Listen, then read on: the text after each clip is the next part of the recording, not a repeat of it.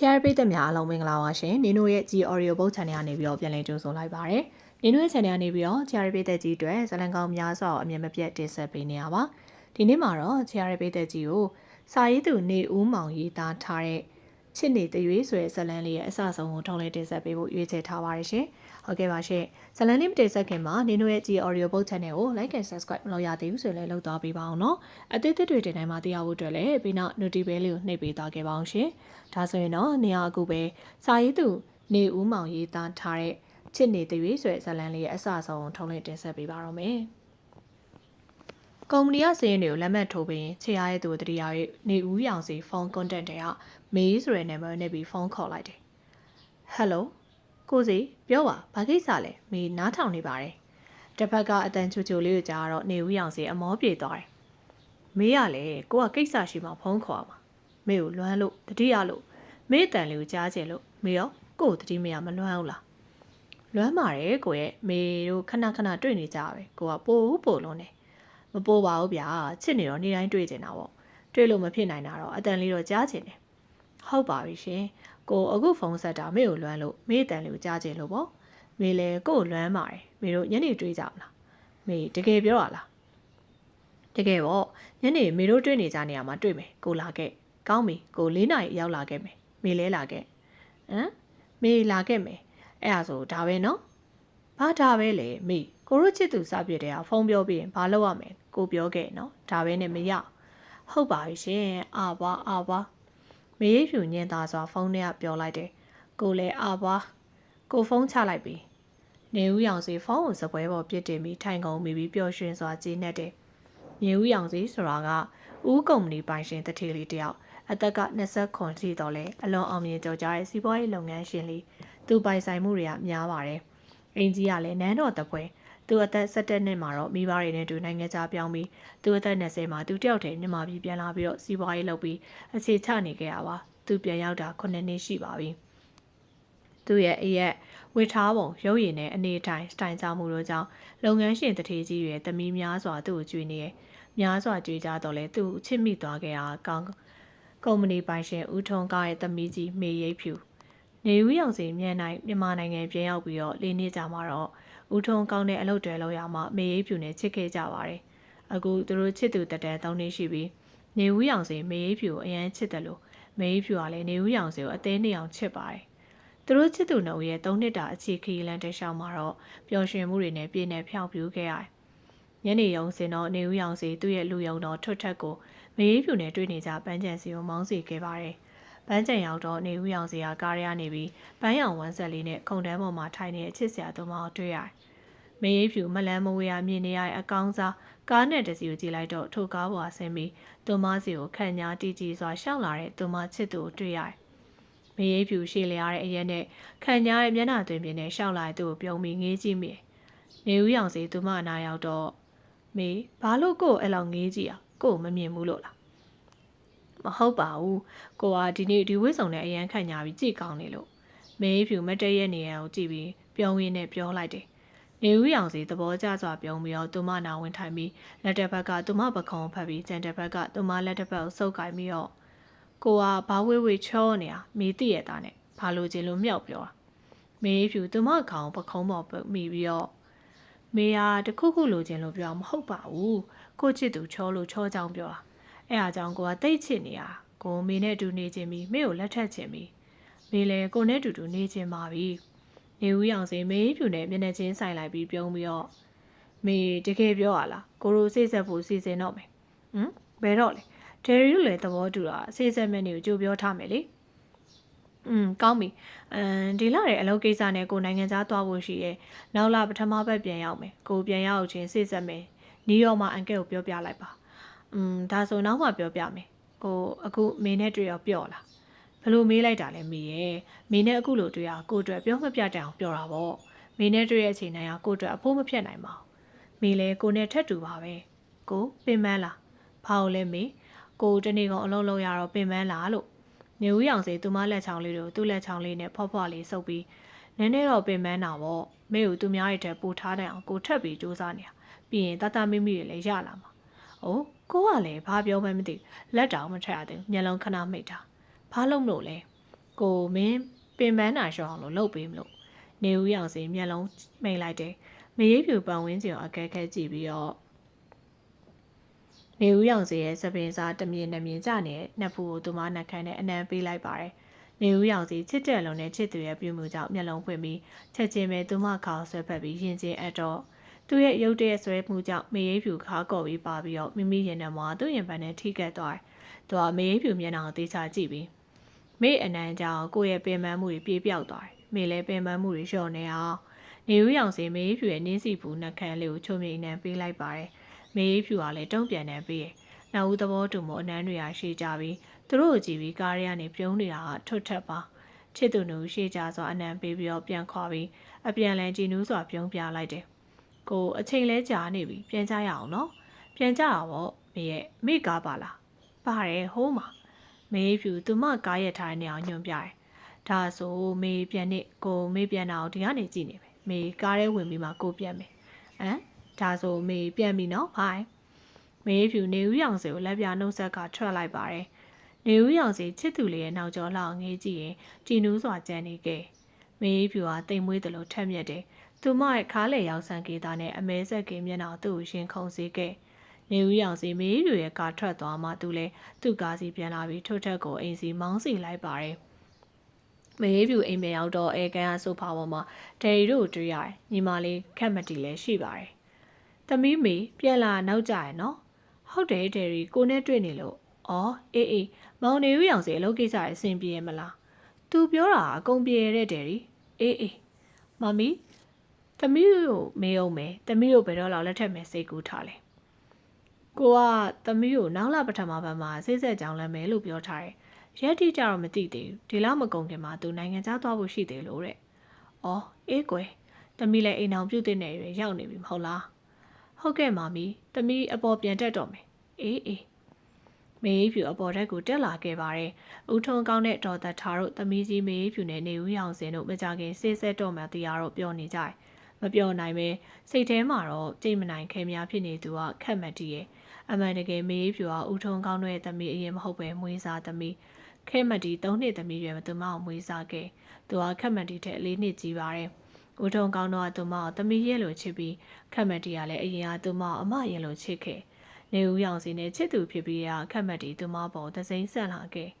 မေးဖြူကဒယ်ရီကုမ္ပဏီမှာဒုဥက္ကဋ္ဌနေရာဝင်လုပ်ပြီးခက်မတ်တီကတော့ဒီဇိုင်နာတယောက်မေးဖြူကတည်ငြိမ်သိမ်မွေးတလောက်ခက်မတ်တီကခက်ဆန်လုံးပြီးလိုချင်တာရမှကျင်းတဲ့သူအပျော်မတ်သူလည်းဖြစ်ပါတယ်ဦးထုံးကောင်းကကုမ္ပဏီနောက်ရေးအတွက်မေးဖြူအားကိုရတယ်ဒါကြောင့်မေးဖြူနဲ့နေဦးရောင်စီတို့လက်ထပ်သွားတဲ့အခါသူကုမ္ပဏီအတွက်အကျိုးရှိလာနိုင်တယ်လို့မေးဖြူဘွားအတွက်လည်းစိတ်ချရပါတယ်ခက်မတ်တီကတော့နေဦးရောင်စီကိုတစ်ဖက်သက်ကြိုက်နေရမို့မေးဖြူမဖြစ်ပြောင်းအောင်လို့အကြံထုတ်တော့ပါမယ်နေဦးရောင်စီအလုံးကိစ္စနဲ့ကိုရီးယားကိုရောက်နေစဉ်တော့နေတနေ့ရဲ့အချိန်တစ်ခုမှာ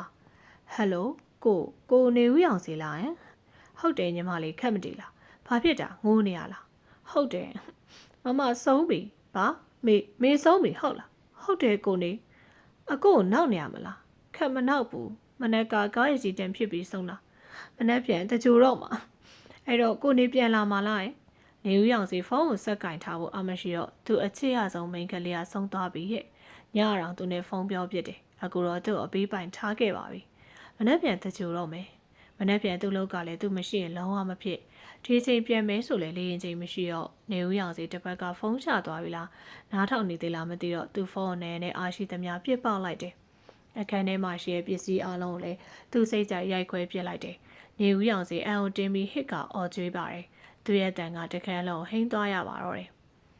တိတ်ဆိတ်နေတဲ့နေတင်ချိုင်းထဲမှာအနောက်တိုင်းဝစ်စုံနဲ့အဖြူအောင်နင်းစီပန်းစီလေးကိုင်းပြီးချစ်သူရဲ့အုတ်ကူဖြူဖြူလေးပေးမှရက်နေတဲ့နေဦးရောင်စီရဲ့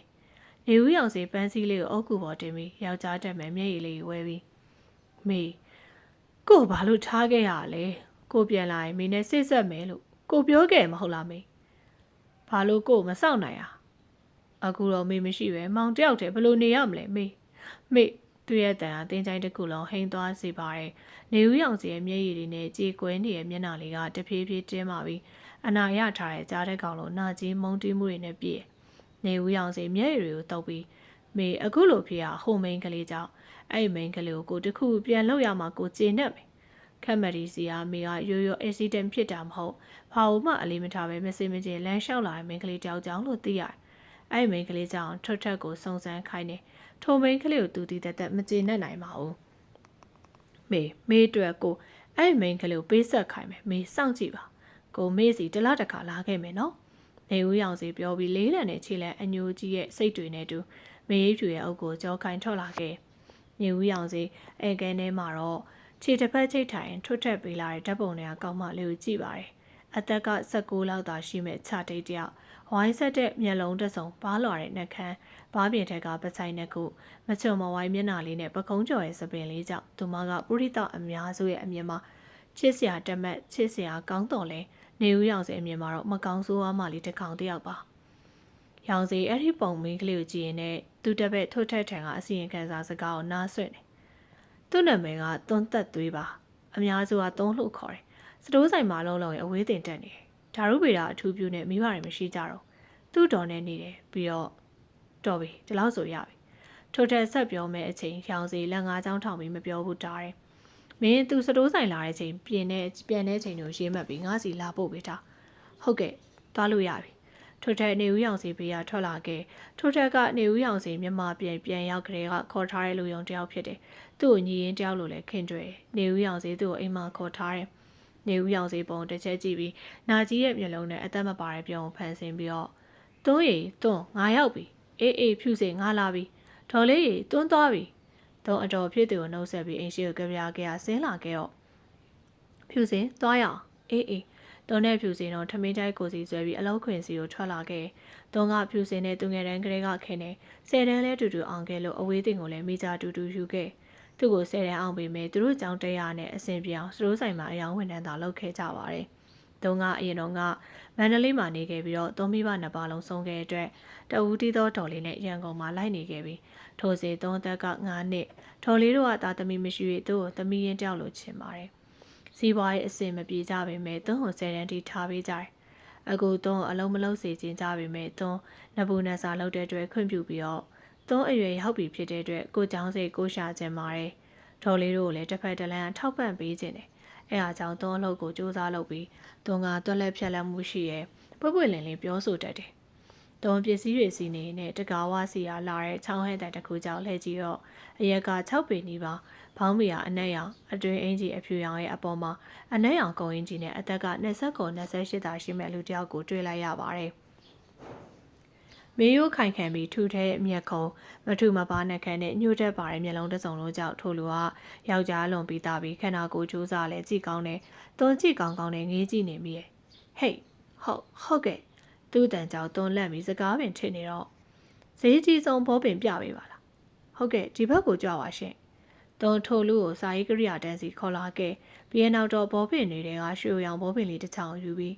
ဒီဘောပင်ဟာသွန်တို့ဆိုင်မှာဈေးမြင့်ဆုံးပါပဲ။မင်းစုံမုတ်တဲ့ရေးထားတဲ့စာတွေရေးဆိုတဲ့အခါမင်းရပြန့်ခြင်းမရှိပါဘူးဘောပင်ထိတ်ကလည်းသေးသွယ်အတွက်ရေးလိုက်တိုင်းစလုံးတွေဟာသေးသွယ်ပြီးရှင်းနေမှာပါအခွန်ကလည်းအယောင်ပြောင်းခြင်းမရှိပါတော့အသေးစိတ်ရှင်းပြရဲထိုလိုကခေါင်းအောင်တက်ဆက်ညှိပြီးထားယူလိုက်မယ်ဘယ်လောက်လဲ3000ပါရှင်းပြန်မအန်းနဲ့တော့ထိုလိုဘောင်းမိအိတ်တရား9000နဲ့တရက်ကိုထုတ်ပြီးသုံးအောင်ပေးကမအန်းနဲ့ပြောပြီးချက်ချင်းလဲထွက်သွားခဲ့တော့သူ့ကိုကောင်တာမှာရှင်းရန်ပြောဖို့အချိန်ပေးမရလိုက်သူ့ကြော်ငေးချင်းကြံခဲ့ထိုစဉ်တော့ဖြူစင်ရောက်လာပြီတော့အဲ့ဒီလိုကြည့်ပါကားကောင်းစားစီပြီးငါတို့ဆိုင်မှာဘောပင်လာဝယ်တယ်တဲ့မယုံနိုင်စရာပဲအံ့ဩဖို့ကောင်းတယ်ဟုတ်တယ်ငါလည်းအံ့ဩနေတာ။ तू ကတော်တော်ချမ်းသာမဲ့ပုံပဲ။ तू ဝစ်စားပုံကသူ့ကောက်ကြည့်ရတယ်။ तू ကတထေးမဲ့သိတာတယ်။စတိုးဆိုင်တွေကကောက်မလေးသူ့ရဲ့အကြောင်းတီတိုပြောပြီးကြံနေကြမယ်။နေဦးရောင်စီတစ်သေးကြယုံကြည်ပြီးတော့ဒီနေ့စတိုးဆိုင်ပြန်มาတော့3တယောက်တည်းဖြူစရာနေမကောင်းရင်အလုံးမစင်းနိုင်။သွန်းတို့ရက်ကွက်နဲ့ဘတ်စကားမှတ်တိုင်ကအလုံးဝေးရဲ့။အေးရအောင်သွန်းတော်ရှောက်ရအောင်ပါမယ်။သွန်းတို့ရက်ကွက်ကအေးစင်းတာမို့သွန်းလိုမိန်းကလေးတယောက်တွေကအနေရမရှိနိုင်ပါဘူး။သွန်းထမင်းဆိုင်လိုဆွဲနေပြန်လျှောက်လာစဉ်လမ်းတွေရထွက်လာတဲ့ကားတစ်စီးကြောင့်သွန်းလဲကျသွားတယ်။ဘာကြောင့်လဲဆိုတော့အရှိကကိုက်လာတဲ့ကားသူမရှိတဲ့တဲ့ကိုတွန်းဝင်လာအကြောင်းပါ။သွန်းရှောင်ခြင်းမရလိုက်ပါ။ကားဘရိတ်အုပ်ထားနိုင်တော့လဲကားကောင်းတဲ့သူမခြေထောက်တိုက်မိသွားတယ်။သွန်းနာနေတဲ့တူကိုပေါ်ရင်ညီးနေပြီးနေဦးရောင်စီကားတကောင်အမြန်ဖွင့်ပြီးဆင်းလိုက်တယ်။သူမလေးအနာကိုသွားပြီးတော့ချတိတ်ဘယ်နာထိသွားလဲအဆင်ပြေလားကိုဖုန်းပြောနေမောင်းလာလို့မတွေ့မိတာတောင်းပန်ပါတယ်သူပြောလာသူမောကြီးတော့တခါဆိုင်မှာဘောပင်လာဝဲတဲ့သူ သူမချာတိတ်လို့ခေါ်ရတဲ့ဒူနာနေရာချာပြန်ရွက်ပြီးဒူကောင်ထိသွားတဲ့နဲ့ဦးလေးအရန်နာနေတယ်သူမလည်းစကားကြောင့်ရောင်စီအတန်ထွက်ရှိလိုက်တယ်ဟုတ်ပါပြီကိုထူပေးမယ်နော်ရောင်စီသူမလက်မောင်ဆွဲပြီးထူလိုက်တော့တော်လည်းအနာခံပြီးထလိုက်ပါတယ်ဒူကောင်ကအတော်နာနေတော့ကောင်းကောင်းပဲမရဲနိုင်သူ့ကိုမှီထားရတယ်တော်တော်နာနေရထင်တယ်စေကန်းသွားပြမယ်ပြီးမှပြန်လိုက်ပို့ပေးမယ်အခုမှသူရဲ့သူနောက်ကိုမလိုက်ချင်ပြီးရပါတယ်သုံးမှသာသွားနိုင်မယ်ထင်တယ်ရတယ်ထင်မနေပါနဲ့ချတိတ်အခုမတ်တရက်ဖို့တော့အနိုင်နိုင်လမ်းလျှောက်ပြန်မယ်ဆိုပို့ပြီးမဖြစ်နိုင်ကြောက်မနေပါနဲ့ကားပေါ်မြင်မြတ်တဲ့စေကန်းပိတ်သွားအောင်ပဲချတိတ်သူ့ကိုကြောက်နေတဲ့သူမလေးကိုကားတကားဖွင့်ပေးလိုက်ပါတယ်တုံးလေဒူကောင်းကအတော်နာမှုမငင်းတော့ပဲသူဖွင့်ပေးထားတဲ့ကားထဲဝင်လိုက်တယ်သူလည်းကားတကားပြန်ပေးပြီးကားမောင်းသူနေရာဝင်ထိုင်ပြီးနီးစရာစေကန်းမောင်းလိုက်ပါတယ်ဈေးကန်းပြန်มาတော့သွန်သူကောင်ကတော့ပတိဖွေးသားနဲ့သွန်သူ့ကိုအပြစ်တင်ခြင်းပေမဲ့သူကအရင်တောင်းပန်ထားတော့သွန်ဘလို့မှပြောလို့မရကားထဲမှာနှစ်ဦးသားတိတ်ဆိတ်ပြီးထိုတိတ်ဆိတ်မှုကိုရောင်စီဖြူခွဲလိုက်တယ်ကိုနောက်ထပ်တစ်ချိန်ခြားတိတ်ကိုပြန်တောင်းပန်ပါတယ်ကိုတကယ်မတွေ့လိုက်လို့ပါရပါတယ်ဦးလေးအပြစ်မဟုတ်ပါသွန်လည်းသတိမထားမိလိုက်လို့ပါခြားတိတ်နာမည်ဟာသွန်မဲ့လားရောင်စီသိနေတော့လဲတမင်မေးပါတယ်အပြည့်စုံကသွန်သက်သွေးပါကိုနာမည်ကနေဦးရောင်စီပါခြားတိတ်ခြာတိတ်ဆွဲစကားအကြောင်းသွန်လဲစိတ်မရှိပဲဟုတ်ကဲ့ဦးလေးမှတ်ထားပါမယ်ကိုရွယ်ကဦးလေးပုံပေါက်နေလို့လားမပေါက်ပါဘူးဒါပေမဲ့သွန်ထက်အသက်အများကြီးကြီးမယ်ထင်လို့အခုမှ28နှစ်ပါသွန်ထက်အများကြီးကြီးရယ်ခြာတိတ်က19နှစ်ခြာတိတ်ကိုထက်8နှစ်ငယ်ရယ်ဦးလေးလည်းသွန်ထက်8နှစ်ကြီးရယ်ဟုတ်ပါပြီဗျာရောင်စရာသူ့တခုံးမခံပြန်ပြောနေတဲ့ကောင်မလေးကိုတစ်ချက်ကြည့်ပြီးရေးလိုက်တယ်နှံခမ်းအရှိနေပေမဲ့သူ့ရင်ဘတ်ထဲအနာကြီးမုံတီးနေအောင်သွန်သက်သွေးဆွဲခြာတိတ်မသိနိုင်ပါဘူးခြာတိတ်စတိုးဆိုင်မှာလောက်တာကြပြီလား10ရန်အောင်ပြီးကြရပဲဒါဆိုခြာတိတ်က10ရန်အောင်ပြီပေါ့ဟုတ်တယ်10ရန်အောင်တာတော့ဘာလို့စတိုးဆိုင်မှာအယောင်းဝင်နေလောက်ရ10ရန်အောင်ဆိုသူ့တက်ကောင်းတဲ့လောက်တွေအများကြီးပါသုံးကအဝေးတင်မှာကက်မစထရီမေဂျာအဓိကယူထားတော့စနေတနင်္ဂနွေ practical သွားရတယ်ဒါကြောင့်အဆင်ပြေမဲ့လို့ကိုရွှေ့လိုက်တာအလုံးတော်တော်များများပိတ်ရမရှိဘူးအခုလောက်ကစနေတနင်္ဂနွေပိတ်တော့အဆင်ပြေတယ်ခြာတိတ်ကိုကုမ္ပဏီမှာလာလုပ်ပါလားကိုကုမ္ပဏီကတနင်္ဂနွေတရက်ပိတ်တယ်ဒါပေမဲ့ခြာတိတ်ကျောင်းတရက်တွေဆိုတက်ပါကိုခွင့်ပြုတယ်လစာမနှုတ်ဘူး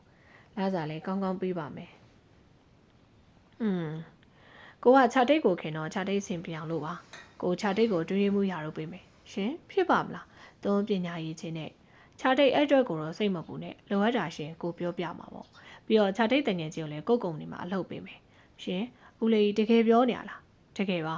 ါဒါဆိုသွန်းတငယ်ချင်းနဲ့တိုင်ပင်လိုက်အောင်မယ်တိုင်ပင်လိုက်ပါတကယ်လို့သဘောတူတယ်ဆိုရင်ကို့အကြောင်းပြန်ပေးပါဒီမှာဖုန်းနံပါတ်ရောင်စီသူ့ဖုန်းနံပါတ်ပါရဲကက်ကိုပေးရဲ့အဲ့နောက်ခြာတိတ်ခြေထောက်တက်တာလားနည်းနည်းတက်တာလာပြီဦးလေးပြင်းပြင်းထန်ထန်မလှုပ်ရှားသေးနဲ့တဲ့ဒါတော့မဖြစ်နိုင်ဘူးမနှက်ပြန်သွန်းကြောင်းသွားအောင်ပါဒါဆိုကိုလာခေါ်ပြီးလိုက်ပို့ပေးမယ်တငယ်ချင်းဖြစ်တဲ့အနေနဲ့ဘသူကဦးလေးကိုတငယ်ချင်းလို့သတ်မှတ်သေးလို့လေခြာတိတ်မသတ်မှတ်ပေမဲ့ကို့ဘာသာသတ်မှတ်တယ်မနှက်ပြန်ကိုလာခေါ်မယ်ညင်းမနေနဲ့တော့ကိုကြောင့်ဖြစ်ရတာကို့မှာတာဝန်ရှိရဲ့ခြာတိတ်ဦးလေးသွန်းခြာတိတ်လို့မခေါ်ပါနဲ့သွန်း16နှစ်ပြည့်ပြီကို့အမြင်မှာတော့ခြာတိတ်ပဲခြာတိတ်လို့ခေါ်နေသေးသွန်းလဲဦးလေးလို့ပဲခေါ်မှာခြာတိတ်သဘောပဲလေသွန်းသူ့အမျက်ဆောင်တစ်ချက်ထိုးတယ်သွန်းပြောရဲ့လိမ့်စာတိုင်းမောင်းလာခဲ့အဲ့နေရာရောက်တော့ရောင်စီကားရက်တယ်တိတ်မကျဲခြံဝန်းထဲမှာခြေရံနဲ့သွန်းမိုးပြင်းတောင်အိမ်တလုံးဖက်နှက်ချို့အတက်စင်ဟာအုတ်ခုံနဲ့လှုပ်ထားပါတယ်ရောင်စီကကားပေါ်ဆင်းပြီးသူ့မလေးကိုကားတကားဖွင့်ပေးခြာတိတ်ဆင်းလို့ရလားသွန်းဆင်းလိုက်တော့ဒူကနာရီရောင်စီသူ့မောက်တွဲလိုက်တယ်ထော်လေးကလည်းဆင်းလာပြီးတော့သမီးသွန်းဘလို့ဖြစ်တာခြေထောက်ကလည်းထော့နဲ့ကျွန်တော်ကားနဲ့တိုက်မိရပါတော့ဟဲတခြားဘယ်နာထိကြိုက်သွားလဲဒူးပဲထိသွားတာပါဒေါ်လေးလာအိမ်ထဲဝင်ဒေါ်တန်းနဲ့သူမဖြစ်သူကိုရောင်စိလက်ထဲကလွှဲပြောင်းရွယ်ငါတူလဲအိမ်မော်တက်အောင်မတက်တော့ဘူးအတော်နောက်လဲကြနေပြီမို့ကျွန်တော်ပြန်လိုက်အောင်မယ်အေးကွယ်သမီးသုံးကိုကိုညီလို့ကျေးဇူးပါမဟုတ်တာကျွန်တော်ကားနဲ့တိုင်းပြီးတော့ကျွန်တော်မှတာဝန်ရှိပါတယ်အေးကွယ်ခြာတိတ်ကိုပြန်ပြီဒေါ်လေးရှိခြာတိတ်လှုပ်ခေါ်သွားတဲ့သူ့ကိုဘာမှပဲမပြောလိုက်ရထွက်သွားအမြင်နဲ့သူ့နောက်ကျော်သားထမင်းချိုင်းနဲ့ပြစ်ပေါက်လိုက်ခြင်းနဲ့တော့ညာဘက်ရောက်တော့ဖြူစင်းစီကိုဖုန်းဆက်ပြီးဖြစ်ကြောင်းကုန်စင်ပြောတော့ဖြူစင်ကနေသွားလို့မလားနေသွားရင်ငါလည်းသွားမယ်လားစာလည်းအခုလောက်ထက်ပုံများမယ်ငါတို့ကိုအကြောင်းတည့်ရလဲခွင့်ပေးရဆိုအဆင်ပြေမယ်ထင်တယ်ငါလည်းအဲ့လိုတွေးရငါတို့လုံမလားလုံမယ်လေဒါဆိုငါတို့အကြောင်းပြန်လိုက်တော့မယ်အေးဒါနဲ့နင့်လူကနင်းနဲ့သိရတော့မကြသေးဘူးနင့်ပေါ်ကောင်းပြီနင့်ကိုအတွေးရမှုခတ်မယ်ဆိုတော့ယူတော့မယူနင့်ကိုကြိုက်နေရလားနင်းကလည်းပောက်ခရပြောပြီးမဖြစ်နိုင်ပါဘူးသူ့လိုတထရငါ့ကိုကြိုက်မလား သူ့ကုမ္ပဏီမှာတကယ်လူခန့်နာနေမှာပေါ့အေးပါနေပြောသလိုဟုတ်ရင်ပြီးတော့နေမနှက်ပြန်ကြောင်းတက်နိုင်လားတက်နိုင်တယ်ငါလာခေါ်ရမလားရတယ်ငါဘာသာသွားလိုက်မယ်အေးဒါဆိုငါဖုန်းချလိုက်ပြီဖြူစင်ကဖုန်းချတော့တွန်းပတ်ဆိုင်တဲ့ကက်ကိုယူပြီးကက်ပေါ်ကဖုန်းနံပါတ်ကိုနေပြီးဖုန်းခေါ်လိုက်တယ်ဟယ်လိုအမိတ်ရှိပါဦးနေဦးရောင်စင်လားဟုတ်ပါတယ်ဘယ်သူလဲကျမတွန်းသက်သွေးပါဩချတိတ်ပြော့ဦးလေးပြောထားတဲ့အလုပ်ကိစ္စလေအဲ့ဟာတွန်းတို့တငယ်ချင်းနှစ်ယောက်လုပ်မယ်ချတိတ်တကယ်ပြောရလားကိုဝမ်းသာလိုက်တာဘာလို့လဲဩချတိတ်ကိုကုမ္ပဏီမှာလုပ်မယ်ဆိုလို့ပါဘာမှမဆိုင်တာပေါ့ကိုကုမ္ပဏီမှာလူနေတာချတိတ်တို့ကလုပ်မယ်ဆိုတော့ကိုရှာစရာမလိုတော့ကျေးဇူးလည်းတင်တယ်နော်ရပါတယ်တွန်းအလုပ်ပေးရတဲ့အတွက်လည်းဦးလေးကိုကျေးဇူးတင်ပါတယ်ရပါတယ်ဗျာမနေ့ပြန်ကိုလာခေါ်မယ်စောင့်နေနော်ဒါဆိုကိုဖုန်းချလိုက်ပြီgood night ချတိတ်သူမဘလို့ဖြစ်သွားမှာကိုရောင်စင်မသိဖုန်းကိုချပြီးတော့မဲ့ပြုံပြီးမင်းငါ့ရဲ့ကြော့ကွင်းနဲ့ရောက်လာပြီတွန်းသက်သွေးမင်းကြောင့်ငါချစ်သူသေးပြီးငါခံစားရတယ်လို့မင်းလည်းခံစားရမယ်တိတ်ဆိတ်နေတဲ့ခံနဲ့သူ့ရဲ့စကားအတန်တွေကကြောက်စရာကောင်းတယ်မနဲ့မိုးလေးတော့တွန်းတော်လေးကိုအလုပ်ပြောင်းမအောင်ပြောလိုက်တယ်တွန်းစိတ်ကိုတည်နေတော့တော်လေးကခွင့်ပြုတယ်တွန်းចောင်းသွားဖို့ပြင်ဆင်နေချိန်ချန်ရှိယာကားရက်တန်ကြတော့ဦးလေးလာပြီးထင်တယ်တွန်းစာအုပ်တွေထည့်ပြီးထွက်လာခဲ့တော့တခါတည်းသူ့စီကိုဆင်းလာပါတယ်ရောင်စီကားပေါ်ကဆင်းမဲ့ကျက်သည်သူမလေးကသူ့ကားနောက်ရောက်ပြီးဦးလေးသွားမယ်တက်လေတွန်းကတက်လိုက်တယ်အမှန်တော့တွန်းသူ့ကိုဒေါ်လေးနဲ့မဆုံစေခြင်းဒေါ်လေးရှိမှချတိတ်လို့ခေါ်တော့တွန်းတစ်မျိုးပါဒါကြောင့်သူ့ကိုအိမ်ပေါ်မတက်စီရောပဲတခါတည်းသွားဖို့တွန်းလှုပ်လိုက်တာပါရောင်စီတွန်းရဲ့ပြုမှုတွေကိုနားမလဲပဲသူမကိုကြည့်ရဲ့ဖြောင့်စင်နေတဲ့စပင်ကိုပကုံးတစ်ဖက်ထဲမှာစူးချပြီးတစ်ဖက်ကိုကလေးတွေနဲ့တင်ထားတယ်သူမရဲ့ကလေးတွင်ချစ်စရာမျက်နှာလေးကိုရောင်စီတခဏများငေးမိပြီးထိုအကြည့်ကိုပြန်အောင်သိပြီးသူမလေးတရားမဲ့တက်ကတူစီဦးတီမောင်းခဲ့ချတိတ်ခြေထောက်တက်တာသွားရလားတက်တာသွားပြီစေးကောင်းလို့ထင်တယ်ဟုတ်ပါပြီချတိတ်ကိုကုမ္ပဏီကိုဘယ်တော့လောက်လာမလဲသူတို့လောက်ကုန်တီစတိုးဆိုင်မှာလုပ်လိုက်မယ်ပြီးရင်ဦးလေးကုမ္ပဏီကိုလာမယ်ရတယ်မလားရပါတယ်ချတိတ်သဘောမနှက်ပြန်လာမခေါ်နဲ့တော့သုံးမသားလာမယ်ကိုလည်းမနှက်ပြန်မအားပါဘူးချတိတ်ကလာခေါ်ပါဆိုတော့မလာနိုင်သူ့စကားကြောင့်တွန်းရှက်ပြီးမျက်နှာပဲထားမယ်မသိပါဘူ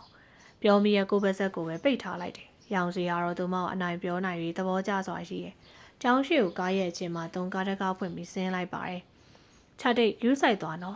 တွန်းဘာမှမပြောဘဲခုံတန်းမှထိုင်နေဖြူစင်းစီကိုခြေလန်းလာလိုက်တယ်ရောင်စီလည်းကားကိုကွေပြီးထွက်လာခဲ့တွန်းနင့်ကိုဟိုလူလာပို့ရလားဟုတ်တယ်ဟုတ်ပါလားနေဟာအကျိုးပို့လုပ်ပေးမယ်တူအောင်ရှိနေပြီပောက်ကမပြောနဲ့သူကြောင့်ငါတူတန်ရရတာဆိုပြီးငါတူချင်းနေပို့မစိုးအောင်လာပို့တာအဲ့ဒါမပြောနဲ့တော့အတန်းသွားတက်တော့မယ်နောက်ကြတော့မယ်ဖြူစင်းလက်ကိုဆွဲပြီးတွန်းအတန်းတက်ရန်လာခဲ့ပါတယ်ရောင်စရာကုမ္ပဏီရုံးကန်နဲ့အလုံးလုံးစီကိုနေဘာလုပ်နေလဲညီမလေးခက်လာလေခက်မတီရောင်စီနဲ့မျက်နှာချင်းဆိုင်ထိုင်လိုက်တယ်ခက်လမ်းကျုံလို့ဝင်လာလားမဟုတ်ဘူးကိုနစ်စီလာတာဘာကိစ္စလဲ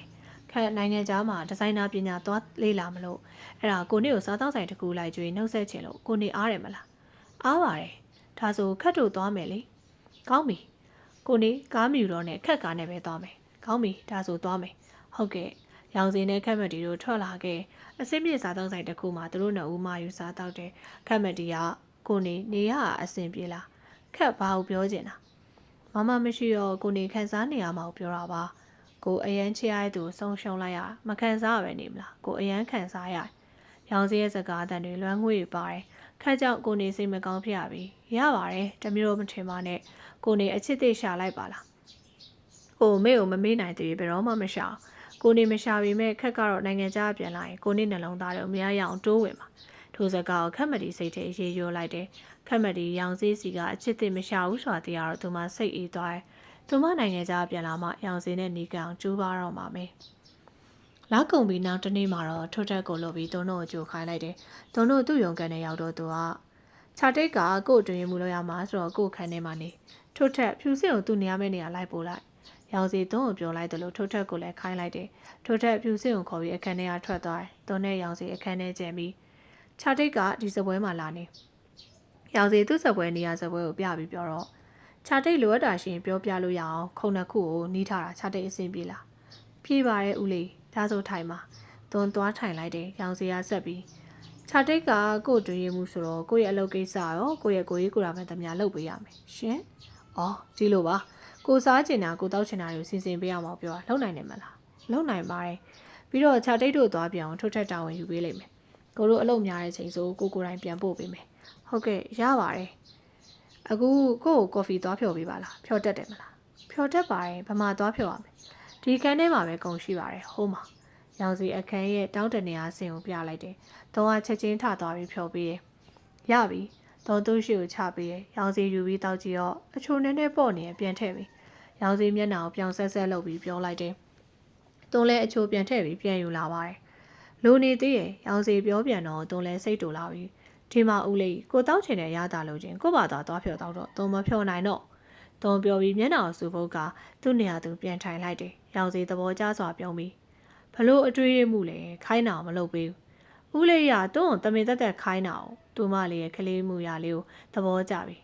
ဟုတ်ပါပြီဒီတဲကစင်းတွေတော့ကွန်ပျူတာတွေပြန်ထည့်ပေးအောင်နော်တုံးသူ့လက်ထဲကအမဲအောင်ဖုန်းနဲ့ဖိုင်ကိုယူလိုက်တယ်တုံးကွန်ပျူတာကင်တက်တာမို့ဒီအလောက်ကမခက်ခဲပါဘူးခက်တာဦးလေးရပဲချိန်မှာဘလို့ခိုင်းမှာပဲတုံးကိုလို့ကိုသာအာယုံစိုက်တယ်တွန်းတဲ့ဖြူစင်တို့အလုပ်လုပ်ရအဆင်ပြေပါတယ်ကြောင်းတက်ရလည်းပြေတယ်တွန်းကတော့သူနဲ့ခဏခဏရန်ဖြစ်ရဘာကြောင့်လဲဆိုတော့သူတို့ဟုတ်တာအောင်ဟုတ်တာကြံဖန်ခိုင်းနေလို့ပါသူသွန်းပေါ်မှာလွန်ကောင်းပါတယ်မသိရရှင်ပြောပြတယ်သူနဲ့အလုပ်လုပ်ရအသွန်းပျော်နေမိပါတယ်သူအပြုမှုတွေကတခါတလေသွန်းကိုရင်ခုန်စေပါတယ်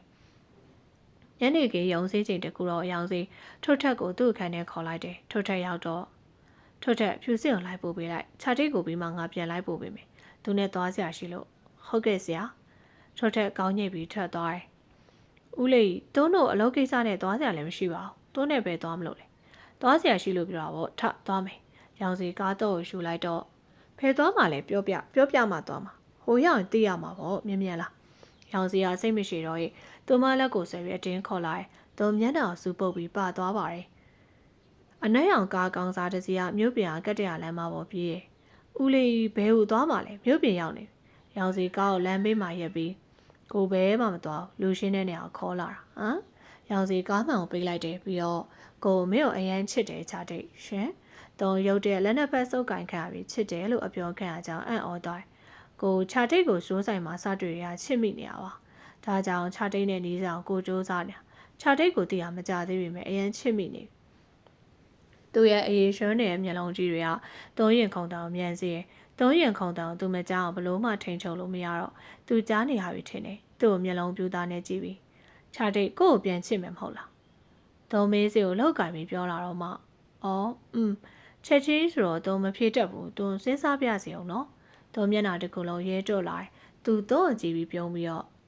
ဟုတ်ပါပြီစဉ်းစားပါကိုအချိန်တစ်ပတ်စောင့်ပေးမယ်တုံးလက်ကိုလွတ်ပေးပါနော်ချတိတ်ကကို့ကြောက်နေလားမကြောက်ပါနဲ့ကိုကြိုက်မစားပါရောင်စီတုံးမျက်နှာနဲ့သူ့မျက်နှာကိုနီးကပ်ပြီးပြောလိုက်တယ်တုံးကတော့နီးကပ်လာတဲ့သူ့မျက်နှာကြောင့်ရင်တွေပုံခုံပြီးတုံးတယ်သူ့မျက်နှာကိုအနီးကပ်မြင်ရတဲ့မိန်းကလေးတိုင်းရင်မခုံပဲနေနိုင်မှာမဟုတ်ခုံသွားကြမှာအမှန်ပါဘာကြောင့်ဆိုတော့ရောင်စီသူမလက်လေးကိုလှုပ်ပေးလိုက်ပြီးခြာတိတ်ကိုလှုပ်ပေးလိုက်ပြီးခြာတိတ်ကိုဘာမှမလုပ်ဘူးခြာတိတ်ရင်ခုန်တန်းတွေကိုအပြင်မှာတိုင်းသားကြားနေတယ်ခြာတိတ်ရောကိုရင်ခုန်နေတာမသိဘူးလားဘာမှမလုပ်ဘူးသားဆိုရင်သူမလက်တစ်ဖက်ကိုယူပြီးသူ့ဘဲဘဲရင်ပေါ်တင်လိုက်တယ်တုံးဟာရှက်ပြီးတော့ရင်ရှက်သွေးဖြာသွားတော့တယ်အဲဒီကရောင်စီသူ့ကိုယ်သူနားမလဲဖြစ်ပြီးသူမကိုသူအယမ်းမုန်းတယ်အခုလောက်ရက်ကလည်းဟန်ဆောင်လို့ရဲ့ဘာလို့သူမလက်ကလေးသူ့ရင်ဘက်ပေါ်ရောက်တော့သူ့နှလုံးသားအခုံမြင်ရရောင်စီဝေခွဲမြဖြစ်ပြီးသုံးရင်ခုံမြန်တယ်လို့အဆက်ပို့လိုက်လက်ကိုအတင်းပြန်ဆွဲပြီးကားတကားနဲ့ကပ်ပြီးနေရာရွှေ့လိုက်တော့သူ့လည်းမကြည့်ပဲကောင်းအောင်သူစက်ခနဲ့စက်ကျင်ပဲစောင်းလိုက်တယ်ရောင်စီလည်းသူမလက်ကိုတစ်ချက်ကြည့်ပြီးတော့ကားဆက်နှိုးပြီးမောင်းထွက်လာခဲ့ပါတော့တယ်တစ်ဖက်ကထွက်ထက်ကလည်းဖြူစင်ကိုလိုက်ပို့ပြီးကားတွင်းထဲအမှန်ကနေဖြူစင်ကိုခိုးကြည့်ပါတယ်ဖြူစင်ရိမ့်ပြီးတော့လည်းမသိရန်ဆောင်နေလိုက်တယ်ကားထဲမှာနေဟောက်သားတိတ်ဆိတ်နေရကြောင့်ထွက်ထက်ကစပြီးဖြူစင်တို့ကမိသားစုဘယ်နှယောက်ရှိလဲထိုးထက်ဖြူစင်ကိုစကားပြောတတ်ဖို့မနှဲရှာလိုက်ရန်ဖြူစင်တို့ကတာမီးနောက်ထဲနေတာအဖေကဖြူစင်ငယ်ငယ်လေးကဆုံးသွားတာ။အော်ဖြူစင်ကအမေရှိသေးရဲ့အကိုကမိဘရရှိလားမရှိလားတော့မသိရ။ဘယ်လိုလဲဖြူစင်နားမလဲ။ဒီလိုပါကိုကငယ်ငယ်လေးကမိဘမဲ့ကြောင်မှနေရမိဘတွေကဘသူဆိုတာလည်းမသိဘူး။အဲ့လိုဖြူစင်ကြားရအစိတ်မကောင်းပါဘူး။အကိုလည်းကိုဘွားကိုတွေးပြီးစိတ်မကောင်းဖြစ်မိ။ကိုထိုးထက်နဲ့ဦးနေဦးရောင်စင်တွေကဘလို့သိရ။အကို10ရက်အောင်တော့အလုံးရှာရင်လည်းသူနဲ့တွေ့ပြီးအကိုအကြောင်းတွေကိုသိပြီးခေါ်ထားတာပါသူ့အကိုညီတယောက်လိုလဲစောင့်ရှောက်တယ်သူတယောက်တည်းကသာကိုယ့်ရဲ့ဆွေမျိုးလိုဖြစ်တာဖြူစင်တို့လည်းခင်လို့ရပါတယ်အကိုဝမ်းသာပါတယ်အကိုခင်ခွင့်ပြုလို့အကိုရဲ့ခင်ခွင့်မပြုစရာရှိလားဒီလောက်မနေ့တိုင်းညနေတိုင်းကြိုးပိုးလုပ်ပေးနေအောင်ခင်နိုင်ပါတယ် ကျေးဇူးပါအကိုဖြူစင်ကိုပဲဖြူလို့ခေါ်ရမလားရပါတယ်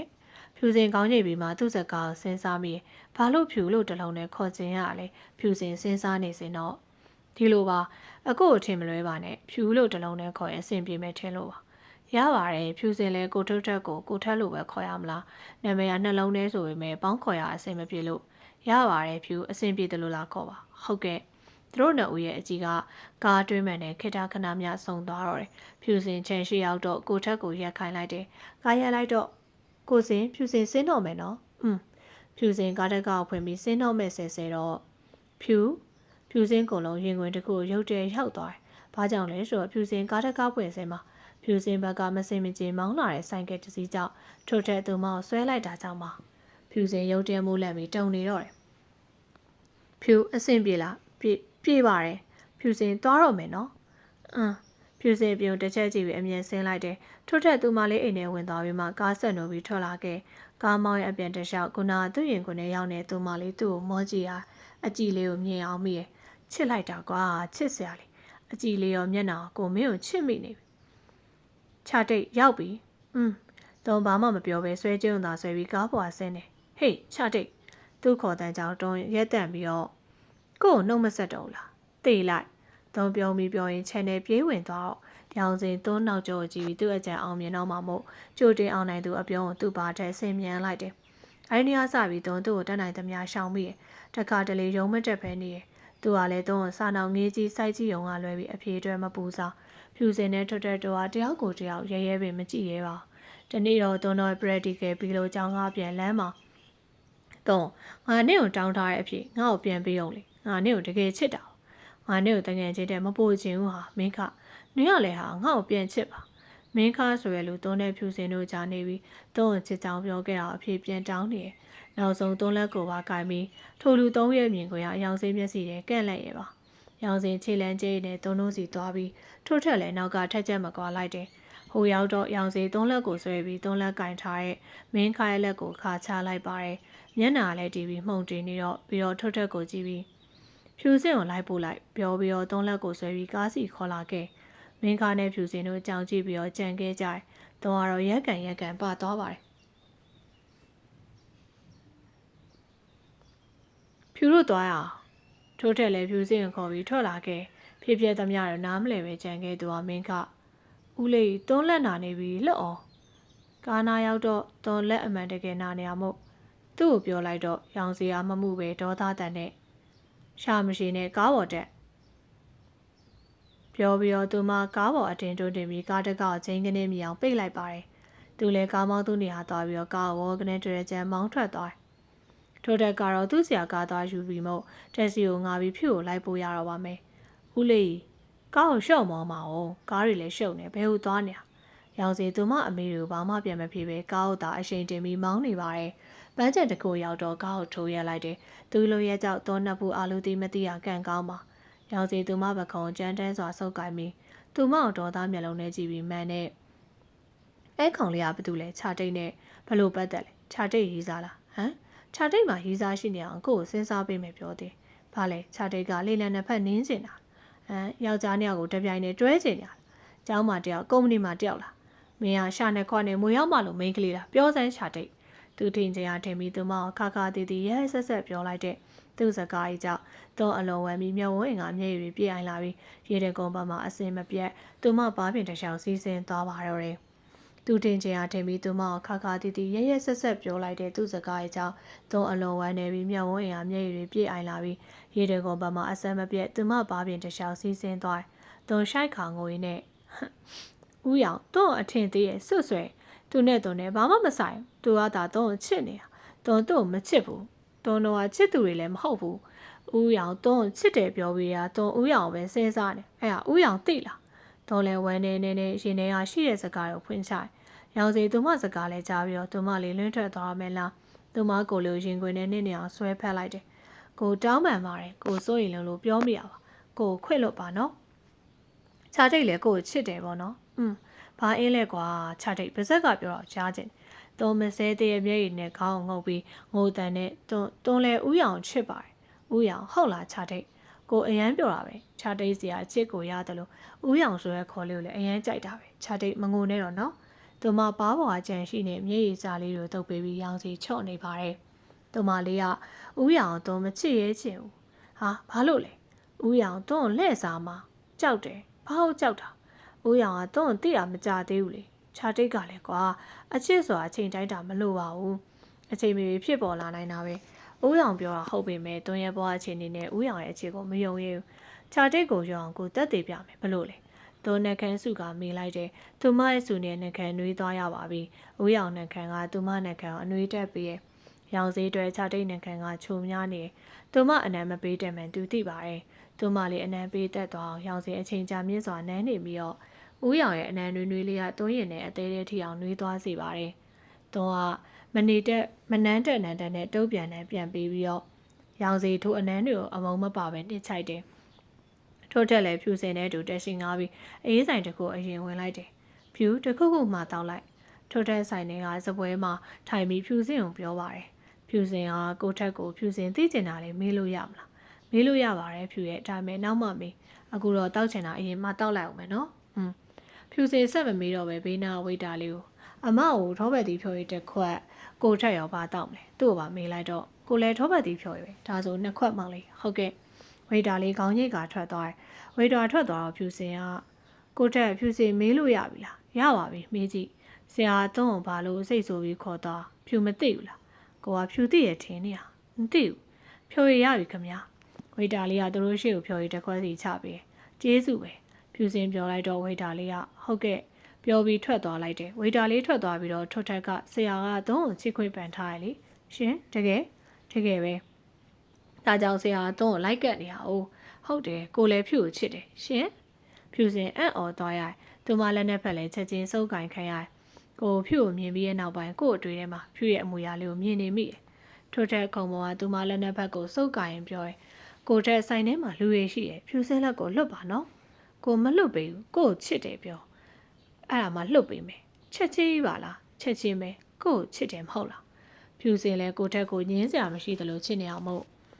ဟုတ်ကဲ့ချစ်ပါတယ်ပျော်လိုက်တာကွာထိုထက်ရဲ့ပျော်ရဲရီတန်းကြောင့်ဆိုင်ထဲကလူတွေအကြီးကသူတို့နှစ်ယောက်ကိုဖြူစင်ရတော့ရှက်နေတယ်ထိုထက်သူမလေးကိုဖတ်ထားခြင်းပေမဲ့ဇပွဲခုန်ချနေသူမလေးရဲ့လက်ကိုဆွဲယူနှမ်းရှိုက်တယ်ဘသူပဲကြည့်နေပါစေသူမမှုတော့ဖြူစင်ရရှက်မပြေပါတုံးဦးရောင်နဲ့ရီစားဖြစ်ပြီးတပတ်ကြာရုံးခန်းထဲမှာသူ့ကိုပွေးချပြီးပေါင်ပေါ်ထိုင်စေတယ်ဟာဦးရောင်ဘာလုပ်တာလဲ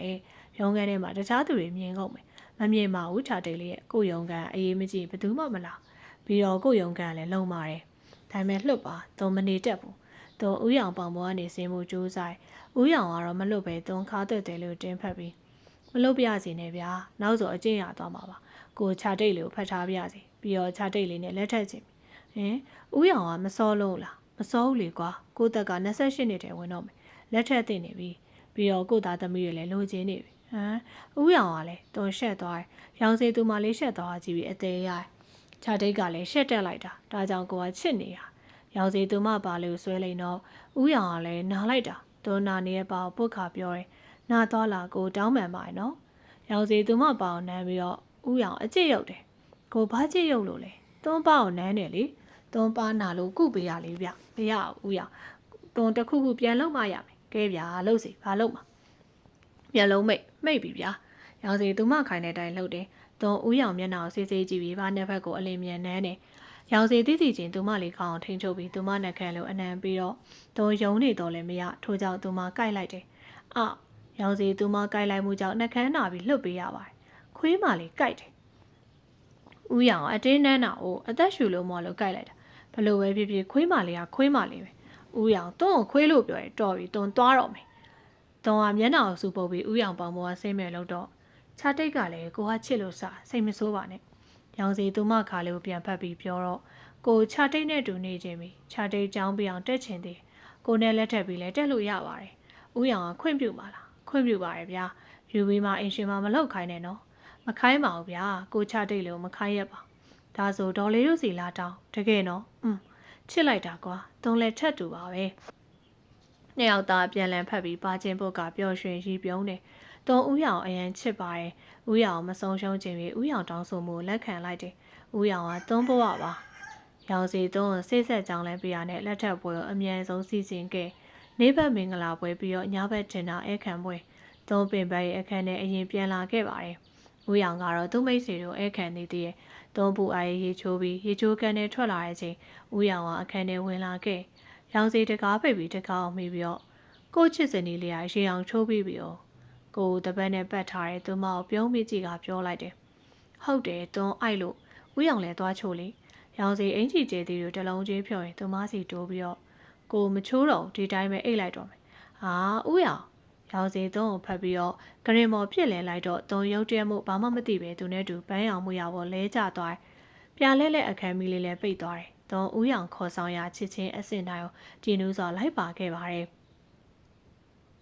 မနက်ကင်းနေအောင်ကြည်နွေ့နွေ့လေးပေါ်မျက်နှာပေါ်ထိုးကြလာမှုကြောင့်သွန်းနိုးလာခဲ့နေအောင်ကြည်လာရပရင်းပေါက်ကိုကြည့်ရောနေထိုးရဲ့မျက်လုံးချင်းပြီးဘာမှမမြင်ရအောင်အရက်ရှိရှိရေုံကျက်ကျင်တဲ့လူကိုသာတွေ့ရတယ်ထိုလူကဦးရောင်ဆိုတာသွန်းသိပါတယ်သုံးမျက်လုံးပို့ပြီးရင်ဘတ်ကိုစောင်းနဲ့ဖုံပြီးထိုင်ပြီးတော့ဦးရောင်အစိုးရနိုးနေရလားဟုတ်တယ်ရောင်စည်းတန်ကတင်းမာနေသွန်းဦးရောင်တေချာကြည့်ပြီးဦးရောင်ရုံးသွားတော့မှလားဟုတ်တယ်မင်းနိုးလာပြီလားသွန်းသက်သွေးဦးရောင်တန်တမျိုးပါလားသွန်းအိယာထားနောက်ကြလို့စိတ်ဆိုးနေရလားမဟုတ်ဘူးမင်းကိုပြောစရာရှိလို့ပြောလေဦးရောင်စီသွန်းကိုမုန်းတီးရဲ့မျက်လုံးနဲ့ကြည့်ပြီးမင်းကငါချစ်လို့လက်ထက်ထားထင်လားသွန်းသက်သွေးမထင်နဲ့ဒီနေ့အစပြီးမင်းကငါ့ရဲ့အစေခံငါ့ရဲ့သွေးတောင်းစာလောင်မှုကိုဖြည့်ဆည်းပေးရမယ်မိမမင်းဒီနေ့အစပြီးကြောင်းလဲမတက်နဲ့အပြင်းလဲမထွက်နဲ့ငါ့အိမ်မှာအိမ်လောက်သမားမရှိတော့ဒီတော့ဒီရတောင်းနေအားလုံးမင်းလောက်ရမယ်ဟမ်အိမ်အားလုံးသမားမရှိတော့သွန်းဦးရောင်ရဲ့စကားနားမလဲသွန်းဘာမှလှုပ်မိလို့လဲမင်းမသိတော့ပြောပြတာပေါ့လွန်ခဲ့2လကကားမတော်တဆမှုမင်းမှတ်မိလား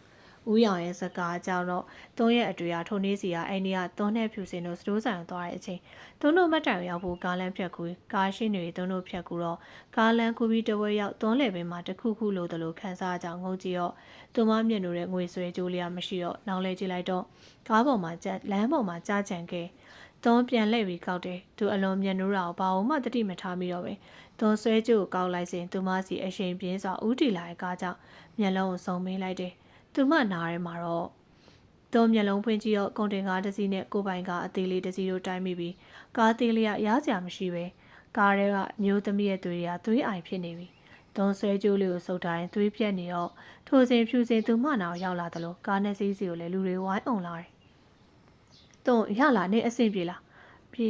ပြေးပါတယ်ဒါဆိုသွားရအောင်ထဖြူစင်သွန်းထိတ်လက်နေအောင်တည်ပြီးခေါ်ထုတ်လာခဲ့သွန်းထိုးနေအောင်သွားကြည့်ခြင်းပါတယ်သူမကြောင့်ဒီလိုဖြစ်အောင်မို့သွားဖို့အင်အားမရှိဖြူစင်နဲ့သာထွက်လာပြီဖြူစင်ပြောတာတော့ကိုပိုင်ကားမောင်းလာသူကသူမကိုရှောင်းစင်တစ်ဖက်ကလာတဲ့ကုန်တင်ကားနဲ့တိုက်မိသွားတဲ့ကုန်တင်ကားဘရိတ်အုပ်နိုင်ပြီးရက်နိုင်တဲ့ကားလေးရတာအချိန်နဲ့ဝင်တိုက်သွားတဲ့ဘလို့ပဲဖြစ်နေပါစေအဲ့လိုဖြစ်သွားခဲ့တာသွန်းကြောင်ဆိုတာညင်းမရတော့ပါဘူးသွန်းထိုးဖြစ်တွေသတိပြန်ရပြီးမျက်ရည်တွေတွင်စီးကြနေရတယ်ဒါဆိုအဲ့ဒီမမငါအရန်ချစ်ရပြီငါနဲ့မကြခင်စိတ်ဆက်တော့မယ်ငါချစ်မင်းကြောင့်ငါရဲ့ချစ်သူတေသွားရအသွန်းသက်တွေအဲ့ဒါမင်းကြောင့်ဦးရောင်သွန်းရဲ့ပကုံကျန်းတဲစွာတွန်းထုတ်ပြီးអော်လိုက်တယ်သွန်းလဲငိုရုံကလွယ်ပြီးဘာမှမပြောတတ်တော့ပါဘူးဒါပေမဲ့သွန်းတောင်းပန်ပါတယ်ဦးရောင်မင်းတောင်းပန်လို့ငါချစ်သူကပြန်ရှင်မလားငါချစ်သူနာကျင်ခဲ့ရတယ်လို့မင်းလည်းတမြင့်မြင့်နာကျင်စေရအခုအားစားပြီးမင်းကငါထားရစေရသွားရမယ်အယုတ်ပဲဒီအိမ်ကအလုံးမှန်သမျှမင်းလောက်ရမယ်ဆိုတာသိတာဦးရောင်ပြောပြီးဒေါသနဲ့တူအခန်းထဲရောက်ထွက်သွားပြီးသွန်းကတော့ဝမ်းနေလုံးပြီးမျက်နှာကိုဆောင်နေအောင်ကပင်သက်ရှိုက်မိရောင်စီကုမ္ပဏီကိုရောက်တော့သူ့အခန်းထဲဖြူစင်ဝင်လာပြီးဆရာသွန်းမပါလာဘူးလားဖြူစင်ပြီးတော့ရောင်စီပြုံးပြီးတော့ခေါ်မလာတာပါဖြူစင်ရဲ့တငယ်ချင်းကကျွန်တော်ဇနီးဖြစ်ပြီးဆိုမခိုင်းရတော့ပါအိမ်မှာပဲနေခိုင်းလိုက်တယ်သူပင်မဲတာမကြည့်ချင်ဆရာသွန်းတော်တော်ချစ်တာပဲချစ်တာပေါ့ဒါကြောင့်အမြန်ဆုံးယူထားတာဟုတ်ကဲ့ဖြူစင်သွားတော့မယ်နော်သွန်းပါလို့မပါလဲသိကြလို့လာမေးရဟောဖြူစင်ရောင်စီကိုခေါင်းညိတ်ပြီးထွက်လာခဲ့ရောင်စီကတော့အလောင်ပြုံပြီးကြံ့နေခဲ့ပါတယ်သွန်းငိုဖို့မျက်ရည်မရှိတော့ရင်အိမ်လုံးတွေသာလုံနေမိရောအိမ်ကျဲပြီးသူမတွေအလုပ်တရားမကုန်နိုင်ဦးရောင်ရဲ့အဝတ်တွေလည်းရှော့ပေးရမယ်သွန်းအခန်းထဲတန်ရှင်းလုံးစီဖုန်းတန်မြလာခဲ့ကြည့်လိုက်တော့ဟယ်လိုဖြူစင်ပြော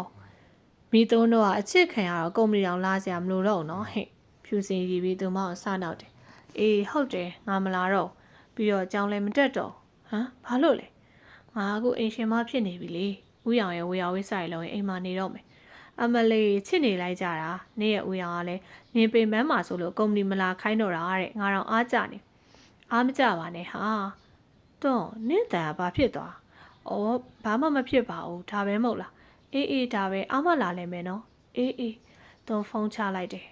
ဖြူစင်ရဲ့ငါပြစ်ကိုငါပြန်ပေးဆက်နေအောင်နေမမသိတာတော့အတွေးတွေကိုဖြတ်ပြီးအလောက်သာဆက်လုပ်နေတော့တော့တနေ့ကောင်အလုံးလုံးနေရောစားဖို့ချိန်တော့မမက်တော့အလောက်ကုန်ပြီးပါပြီဖြစ်ဖြစ်ရေချိုးပြီးဥယောင်ပြန်လာစောင့်နေမိရဲ့မကြပါဘူးခြံရှိဥယောင်ကားဆိုင်တော့အပြေးသွားပြီး channel ကဖွင့်ပေးဥယောင်တော့တစ်ချက်မကြည့်ပဲကား channel မောင်းဝင်ခဲ့တော့ကတော့ channel ကပြန်ပေးပြီးအပြေးပြန်လာခဲ့ဥယောင်ကားပေါ်ကဆင်းတော့ဥယောင်စီသွားပြီးအပြုံးလေးနဲ့ဥယောင်တော့အိတ်ပေးနော်တော့ဥယောင်လက်ထက်အိတ်ကိုလှမ်းယူတော့မင်းကိုဘသူယူခိုင်းလို့လဲငါ့အတောင်လာမထိနဲ့ဦးရောင်လက်ကိုခါထုတ်ခါပြောတော့သူမျက်နှာညှိုးသွားမင်းကငါပြောထားမယ်ငါခွင့်ပြုချက်ငါမခိုင်းပဲနဲ့ဘာမှမလုပ်နဲ့ကြားလားဦးရောင်အော်တော့တွန်းကိုလေးတုံးပြီးဟုတ်ကဲ့မင်းလှုပ်ချင်တယ်ဆိုငါဖက်နှက်ကိုချွတ်ပြီးမြန်လှုပ်ဟုတ်ကဲ့